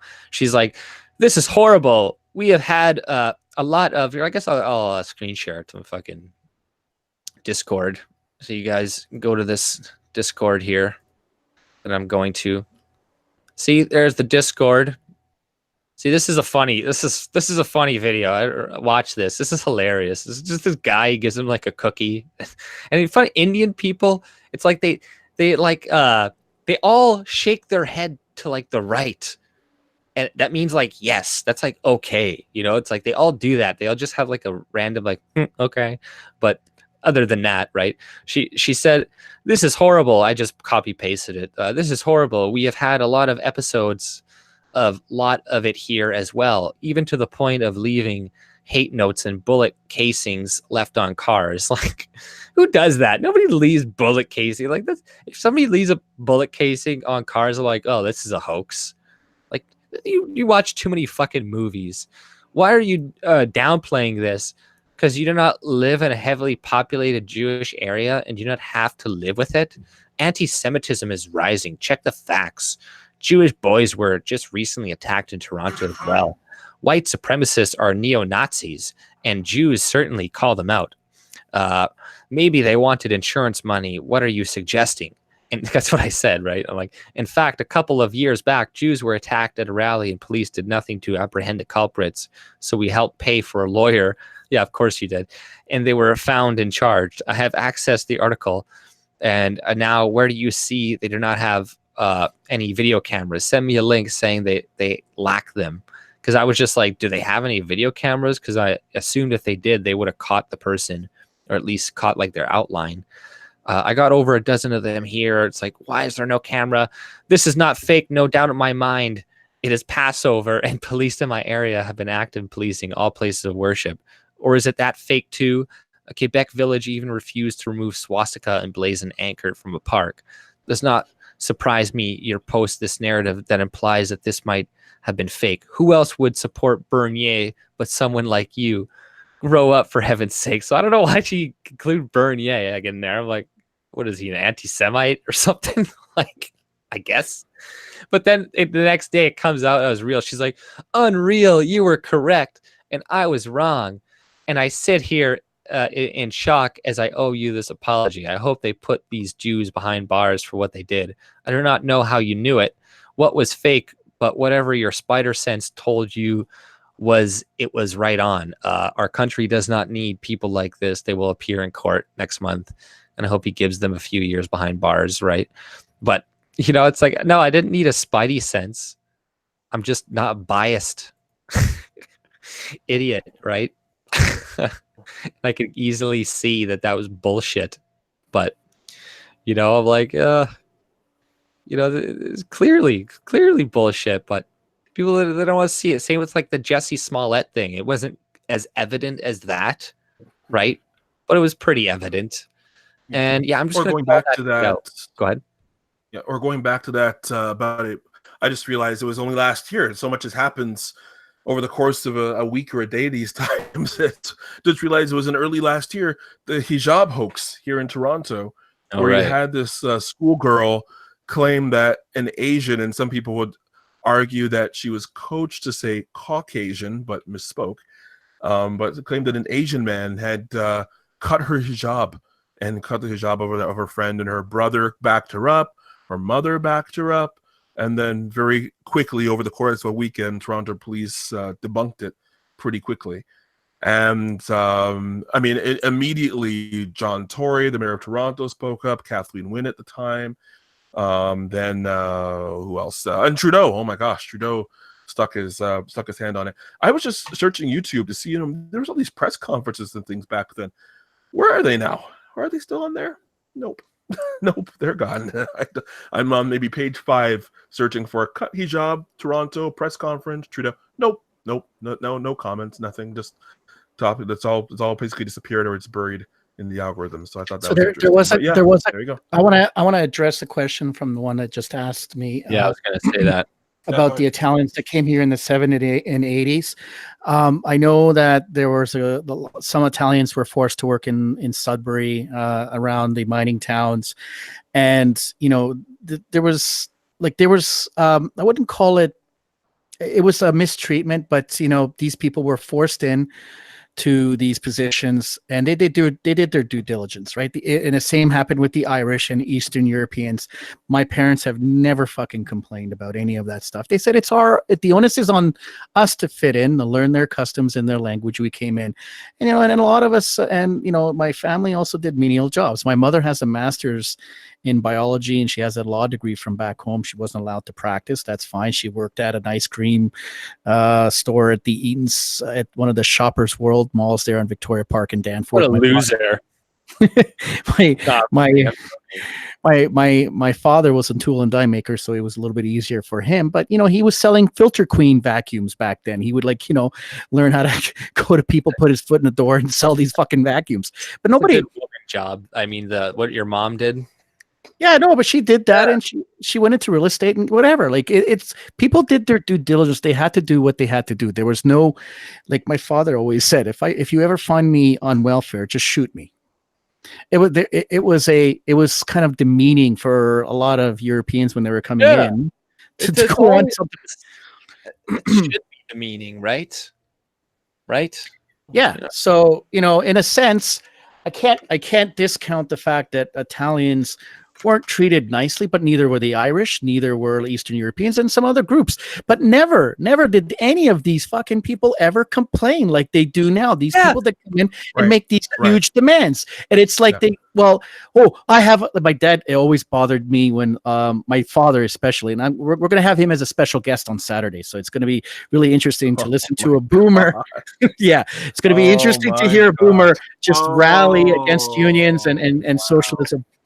But you figured out how to connect your dad to all this internet stuff. Well, I'm bringing him the spare mic that I have. I'm going to set them all up, and we'll be good to go. We'll be testing that on Saturday. Folks, let me tell you, I've known Fred's dad for as long as I've known Fred, and if I was not on the chat, I would be listening. You need to be here Saturday night. Promote it from now. Put it online from now. Let people know the time. They don't want to miss a second of this chat with Fred's dad. I promise you. BM if we can get him on. If we can figure out the way to connect him. No, we'll get him on. I'll get him on. Be worth your time. So Go ahead. He always couldn't stand when like these immigrants from the Middle East and other part like Asia and India would come here and just say, "Oh, it's my right." And he goes, "Fuck your right. Did you earn it? What did you do to earn your right? You can't just come here and land and start demanding shit." And that's what's happened. We've trained people, because we through the Multiculturalism Act, thanks to Trudeau Senior, people have been trained that we have to admire everybody else. Well, that's great. Nobody's saying not to admire, but the onus is on you to fit in. It wasn't too long ago when the Dutch wouldn't let people in if you didn't know the language. Things got twisted, right? But yeah, and like speaking back to complaining about past aggressions, right? You don't see like the Hungarians or not the Hungarians or like the Ukrainians or whatever doing the same shit that like Jewish people or all these other groups are doing after they suffer something, like they a lot of them died under Hitler as well. A lot of Polish people, a lot of Ukrainian people, or under Stalin, like millions and millions and millions, right? And you don't see like the same pandering, the same like, hundreds of years later, give us money, give us this, give us that, because of this. It's just like, fuck, man, like Jesus Christ, like it's because it's degrading. It's really degrading to be like, give me things for something bad that happened to me in the past. Like I have too much pride. Maybe I should ask for shit, but I'm just like, no, I don't want it. Like, just hand out those super chats. Well, what do you mean, super chats? No, just kidding. I'm just kidding. I'm just teasing, right? Man. but like, yeah, no, I don't want it, right? So it's like, I'm just teasing you. Don't worry. No, yeah, I want money. Well, we all want money, like things to live and make things. You guys, you want to hear a good story, which will make what it's about. This is going to make you sick to your stomach. So, I have an Asian wife, right? So I get all the good news that people usually don't. You're definitely all right. That's for sure. I have an in, folks. Okay. I got an in.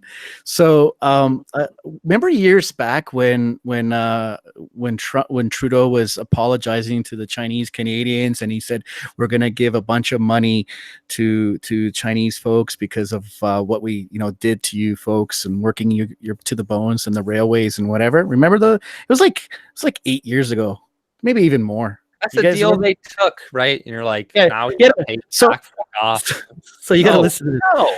So there were people lining up to get those checks that had no familial lineage to the people that worked on the railroads. They were just saying, you couldn't track them, right? So there was tons of people who had lately come in to the country and was just taking the money.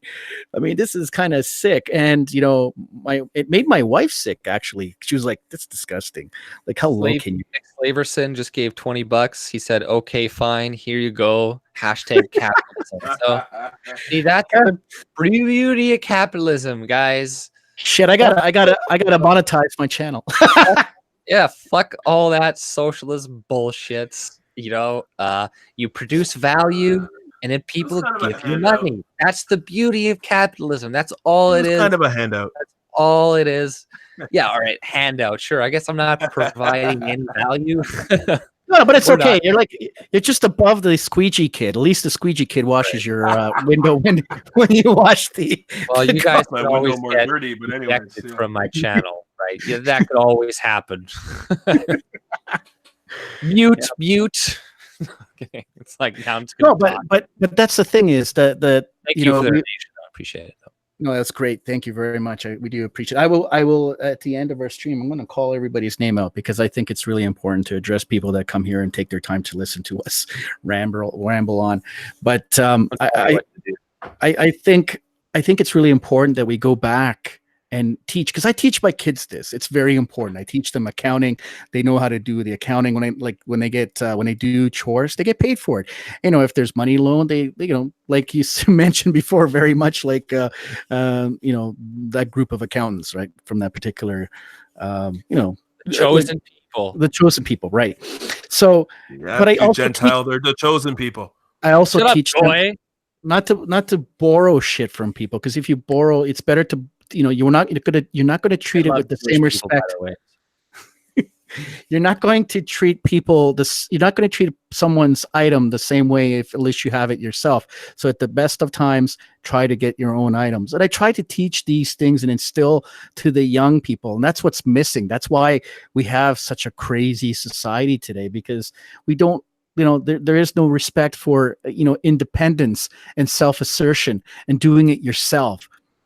It's gone. This is why I find it a lot of people are so easily, you know, becoming socialists, and they've never even. You know, Go ahead. Well, worse, people think that they are being independent. They think they are making their own decisions as they agree with each other and don't actually discuss things. They think they encourage diversity. Meanwhile, they shout down anybody with a diverging opinion and don't want to have a conversation. They scream, "Ah!" when somebody who's legally elected is elected, and they don't like that person, as opposed to, you know, arguing policy or getting behind them. Well, it's like Brexit. That's kind of right? those are people that exactly. You know, we don't like the referendum and the vote that we got, so we got to do it again. Yeah, I mean, democracy. We got to protect our democracy, except for when it doesn't work, then we got to do it again. But we got to give 2 years so we can propagandize the people and tell them how horrible it is, and then they'll be like, oh, see, look at the polls, all more people want to stay now. It's like, you know, I wouldn't even believe those polls though anyways. Those are probably just lies so they can convince people to have another referendum. But yeah, you know, this democracy, that's why I fucking hate it, because it's just shit. And you know, even when it does work, it doesn't work. And it's like, you know, easily manipulated. Yeah, and even that's what I mean. Even when it doesn't work, because who wins, right? Who wins? 30% of the populace, 40%, and then everybody else has to kind of like grit their teeth for 4 years and hope for the best the next 4 years, because if not, their lives are going to be completely ruined by the fucking leftists that go and be like, you know what? I know you make a lot of money in this gas job, but you know, we want to give subsidies to people who buy electric cars, and we don't want you to drive this dirty thing anymore, and your job has to go. Sorry. Sorry, Alberta. Sorry, tar sands. Oopsie daisy. You know, that's democracy. You know, that's democracy for you. And, you know, that's why it's shit. And it just creates division. It will always create division, because it's people imposing their will on other people. Of course, they're going to get mad about it. Of course, they're going to do that. And people are tribalistic as well. So they're going to tribalize. They're going to impose less stringent rules and regulations on their tribe as opposed to the other tribes, right? You know, look at the way that the system works right now. It's like white people, especially for the government, white men, it's like, good luck getting a job. You're like a second tier citizen when it comes to like hiring for this type of shit. And increasingly more it's becoming in the private sector too, where they're like, oh, well, you get subsidies or extra benefits for hiring these people above these people, and it's just getting worse and worse. But if you wanted to jump in there, Chris. I No, thought good. you were gonna say. Hey, so No, I'm we're good. getting Thanks. we're getting like to 2 hours, but can we talk about that new Faguni? Like, what are your thoughts about that? Like, Which one? Which one? what do you mean, which one? There's only one. Which one are you talking about? There's only one. What, did they already have a new? Is there like a fag finny? Which one? I don't know what you're talking about. What are you talking about? Oh, I guess you didn't hear. Okay, all right. No. So Trudeau is minting a new. He's replacing the loony. Oh, With that, yeah. I don't know. I call it a fagoonie or a gayoonie. So he because of the wrongs we've done to a very small group of people, he's have a new design where it's like the face is one face, but half of it's a guy, the other half of it's a girl with rainbow colored hair, and this will be the face of the new loony, which is quite great. Yeah, fagoonie, exactly, right? So could you imagine going to a corner store?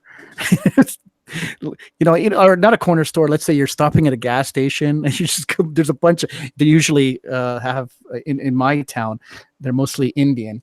And you can say, hey man, Chris, there's a $2 chocolate bar. I only got one fagoonie. You got a fag on you? Can you pass me a fag? Anyone got a fag? Can you split a fin for 5 fags? Didn't that used to mean cigarette, like a single? Yeah, cigarette in France. Was that a Lucy? Yeah. No, it was in Quebec. Yeah, it was fags. I don't know if they still use it anymore, or has that become like a bad word?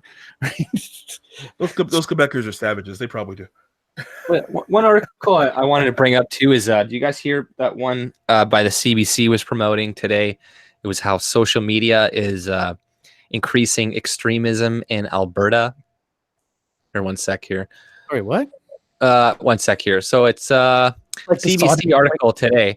Social media fueling rise of new generation of extremism in Alberta, report says. So the report is from some liberal association that the media can now quote and reference, so they can convince the populace that there's an increasing rise of white supremacy. So this is another example of how the media works for the Liberal Party to promote their narrative, Chrystia Freeland's narrative and Justin Trudeau's narrative that they're trying to push on the UN, that white supremacy is a flourishing thing that we need to suppress, and it's worse than this, blah blah blah. Fringe members of a group are most at risk, and they mention incels and how violent, how terrible incels are and stuff again.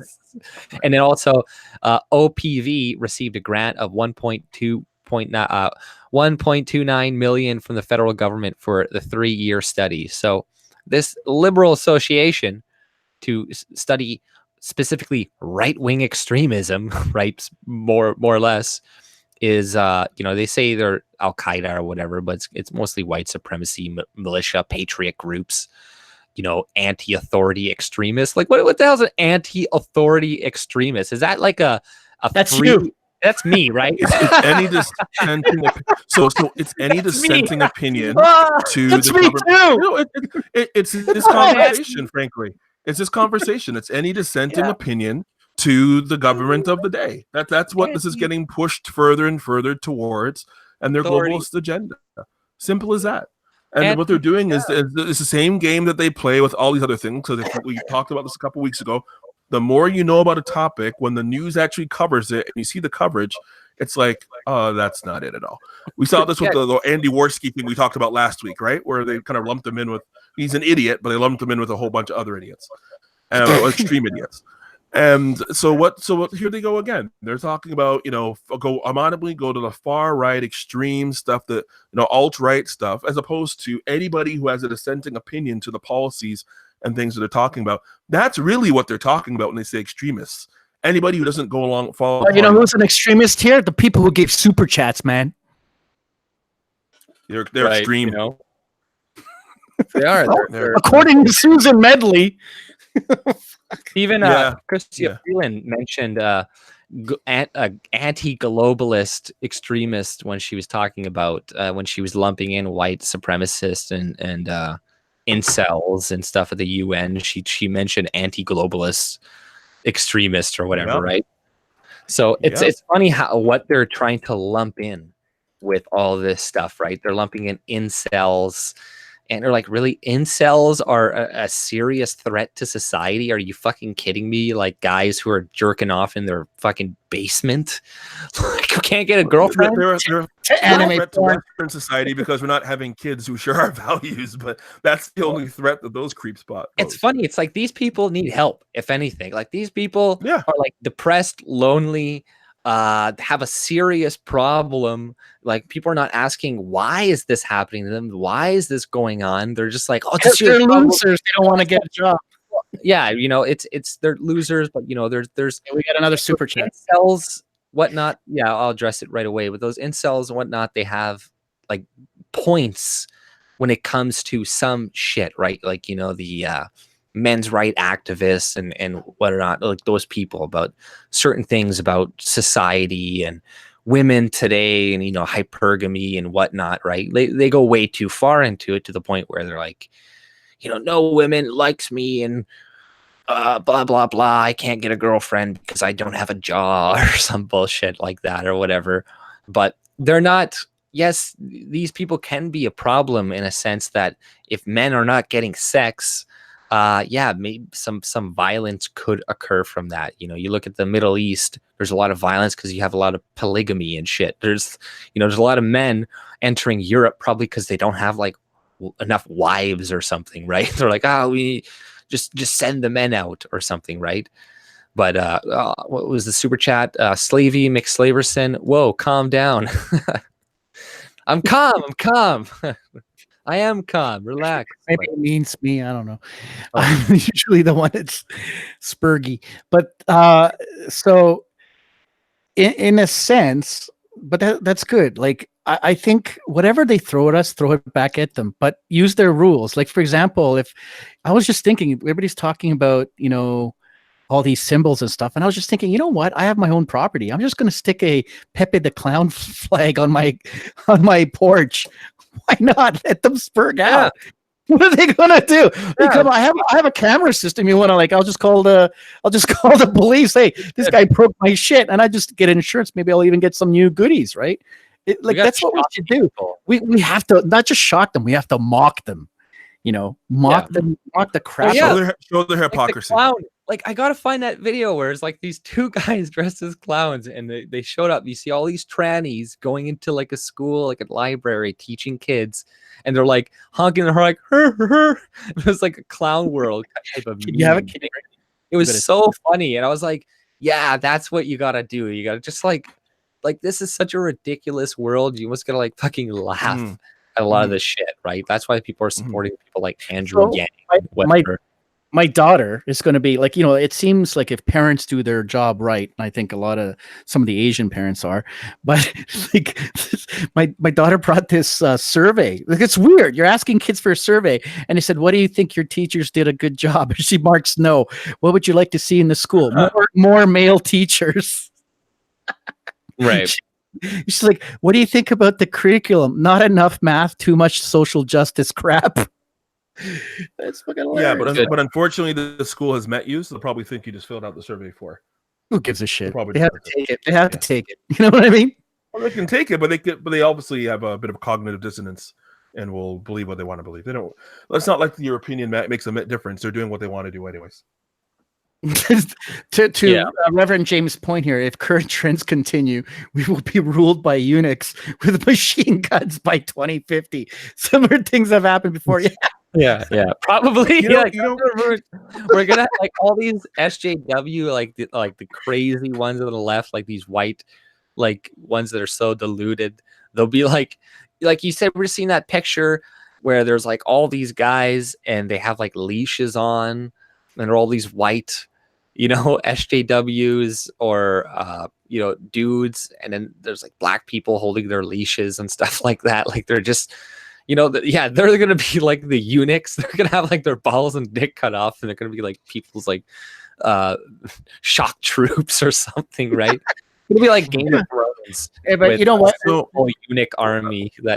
I think we're actually headed more towards like a Handmaid's Tale Iliad situation. And I don't know if you guys, right. are familiar with that story. Hopefully. But well, here's the thing. The thing that went preferable. into that, for those of you who haven't read the book by super liberal Margaret Atwood or seen the TV show, but the way the basic premise of the story goes, there's some kind of incident on planet Earth where very few women can get pregnant. The population cannot increase, and this is anywhere globally. So the U.S. response. Black people, like, wasn't it like more racist though? The actual yes, book? yes, it was much more racist than the TV show. But I'm gonna go with the TV show version for now. the real version, the book version was very much like, very much Iliad. The new place was very white. Let's put it that way. Well, you know what? I think we should we're all killed or something, wasn't it? Hold on. Well, hold on. So there's a bit of a civil war in the U.S. A group takes over the eastern U.S. and calls it Iliad, and they basically take it back to a very conservative vision. They actually blow up and tear down the churches, so it isn't Christian, but they very much take the parts of the Bible that could be considered the most oppressive and basically make that the new scripture of the land. And so what you do is you have these women who can get pregnant. They're called handmaids, and they essentially go around getting pregnant. Basically, the man of the house sleeps with them with the wife watching. It's very weird. And gets them pregnant to help increase the population that way. But essentially, the response when this disaster happened and people couldn't get pregnant, the response of this particular group was to say, we've all fallen short of God's vision. So they took it over militarily. They already had the weapons and everything else. Took it over militarily and said, we're falling short of God's vision. This is what we have to do to get back in God's favor. So basically, things were pushed so far in one direction that it required a massive correction to bring it back. And that correction was perverted. So I think that if things are pushed a little too far, or even a lot too far, depending on how long people let this nonsense go on, and I think Fred and AJ, you talked a little bit about this earlier in the chat, it may cause a correction. Maybe not Iliad, maybe not The Handmaid's Tale, but a correction that none of us may like, to put it back in the opposite direction. I see it. It's got to burn. It's got to burn. I already see it festering already. Like I see it already, where people are starting to be more for National Socialism, and like I was saying in my video with the gay loony or whatever. I was like, you're pushing it too much. You're going too far, and people, they're all fine with letting you fucking do your butt sex in your home and shit. But now it's like, no, I want to do it in the church. No, I want to do it on the street. I want to be like gay and naked on the street, whereas like regular people can't even do that, but gay people can do it for some reason on like Gay Pride Day or whatever. They have the right to do it. They want extra rights, and that's going to create a backlash at some point where people are like, you know what, just take them all away. You take all of the rights away. Fuck it. You know what I mean? Because it's getting too much. It's getting ridiculous, and people are gonna have enough of it. But then again, I think sometimes maybe we're so cowed, so weakened over time that they won't.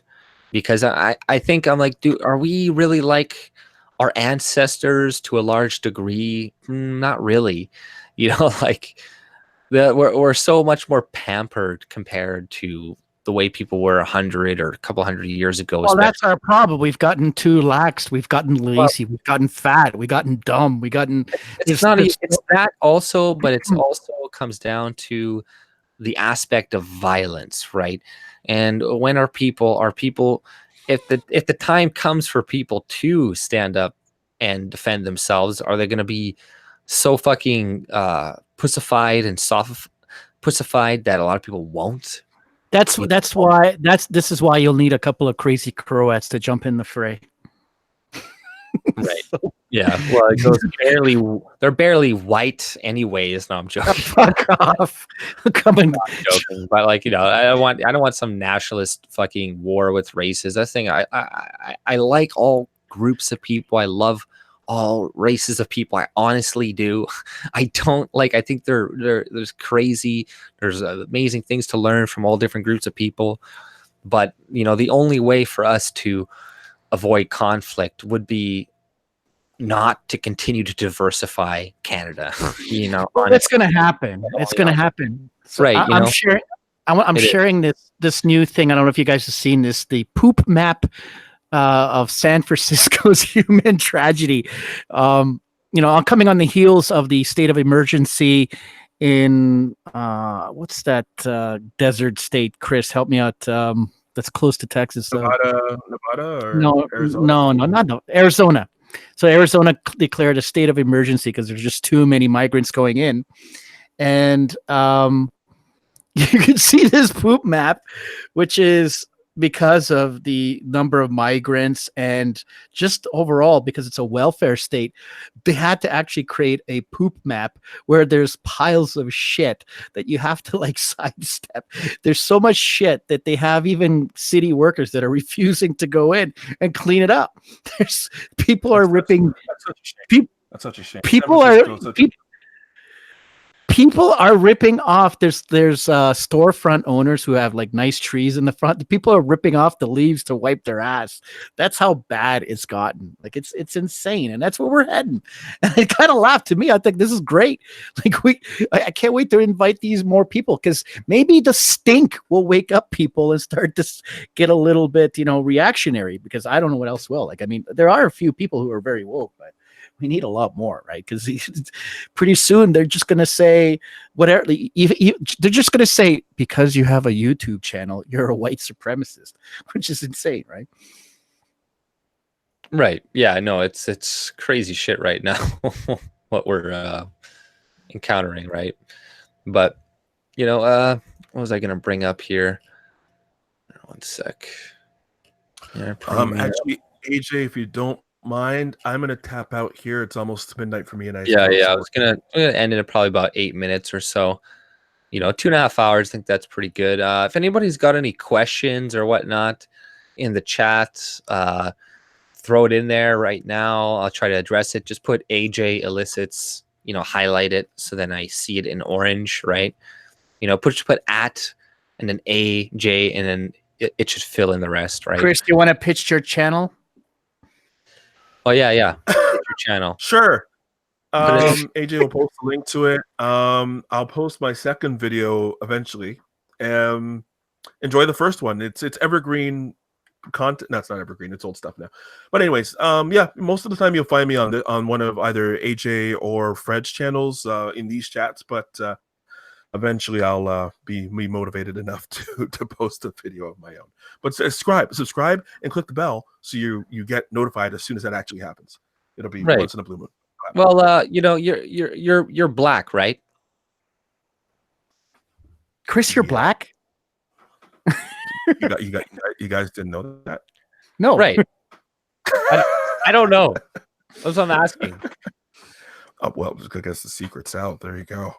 Because if you are, then that'd be a good perspective, right? That's the thing, we need lots of different voices of all different races and shit like that, talking about what we're talking about right now and doing it level-headedly and not attacking each other, calling each other racist, this and that, and seeing that it's able to be done, right? And seeing that there are people that, like you, that think this way or are open to discussing about these things, right?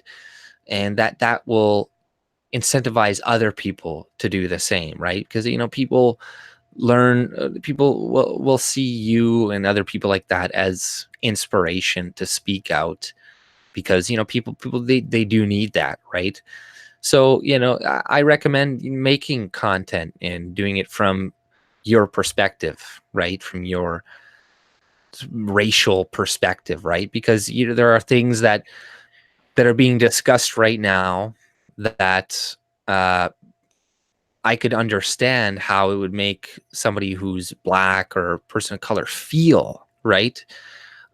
the way some people are talking about that stuff, right? So it would be good to get their opinion, your opinion, other people's opinion about how, you know, better to talk about that type of stuff, how better to appeal to other people, you know, like you, etc. Right? So I think I would recommend, you know, making a channel, you know, if you ever inclined to do in the future, right? The more the merrier, right? Plus, we're all going to be censored.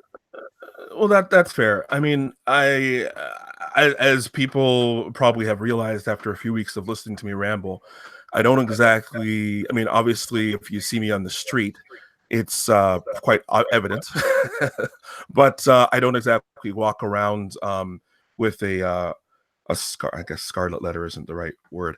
I don't walk around feeling, you know, any of the negative things that people might associate with people of color. But certainly, I hear what you're saying, and I think when part of the reason why I probably haven't posted a lot or much is because I do put maybe a little too much thought into what I'm about to say, and it's probably causing some hesitation there. But yeah, Well, I'll put some stuff out there at some point.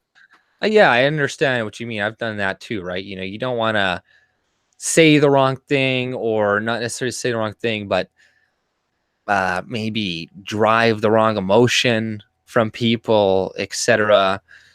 And you're not really trying to, but you know, it's all just speak honestly, right? It's just if you're just say what you fucking believe, you know, and fuck the consequences. Well, you know what I mean? Well, look, I mean, like I've said a few times on this chat and on some others, you know, it's just that I believe that people need to have an open conversation about things, and certainly we're not in a in a climate that's conducive to that, but nonetheless, the conversation needs to happen. That's why I'm here, to have those conversations and bring my perspective, and then listen to the perspectives of others and make my own decision. I know a few weeks ago you were talking about this show, The Good Fight or something, some stupid legal show, and there was some clip that people were talking about this white supremacist stuff, and I mentioned that okay, I would like to watch it for myself and make my own decision, and it wasn't because of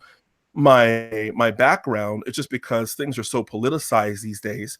People are taking other people's word for things and not digging in and making their own critical thought and decision. I agree. So that's that's the kind of perspective that I would bring to certain things. All the more reason for you to subscribe. All right, I got to go and finish some work. So I'll talk to you guys later. Okay, bye, Fred. Take care. Take it easy. Yep. See you. Right, I'll address. See you on Saturday. Take it easy, Chris. I'll address a few of these questions here. Can you be my friend? No, Circuit. I can't. Fuck you. Familiar stranger. What will the U.S. response be to Canada plea for help with illegals? They'll say, go to hell, because why would they work with Trudeau? You know, he's inept. You know, him trying to help close the loophole for illegals right now is just a show for the coming election, because he's worried that people think he's soft on immigration. He's worried that his numbers are decreasing, so he's pretending right before the election that, oh, actually, see, I'm doing something about the border, but he's not, because even if he does something, it doesn't matter, because he signed the UN Pact for Migration. So essentially, he's still going to let whoever comes in, because they'll be like, well, I'm just following the agreements we signed, but I did fix the loophole, you know, like I said, yada, yada, yada. And then Faye Knox, hey, AJ, how are you going to handle a boomer on Saturday night? You know what? I'll probably tell him how mad I am at, you know, how he sold us out for so many years, and I'll blame him for all the issues in my life. We're all gonna get schooled. Yeah. But why is the white man so scared? You know, it's been years and years of breeding that into us. You know, we're obviously not naturally like that, because if we were, we wouldn't exist right now. We wouldn't have such a illustrious history and past, and wouldn't have conquered and colonized so many places if we were naturally weak and naturally like that.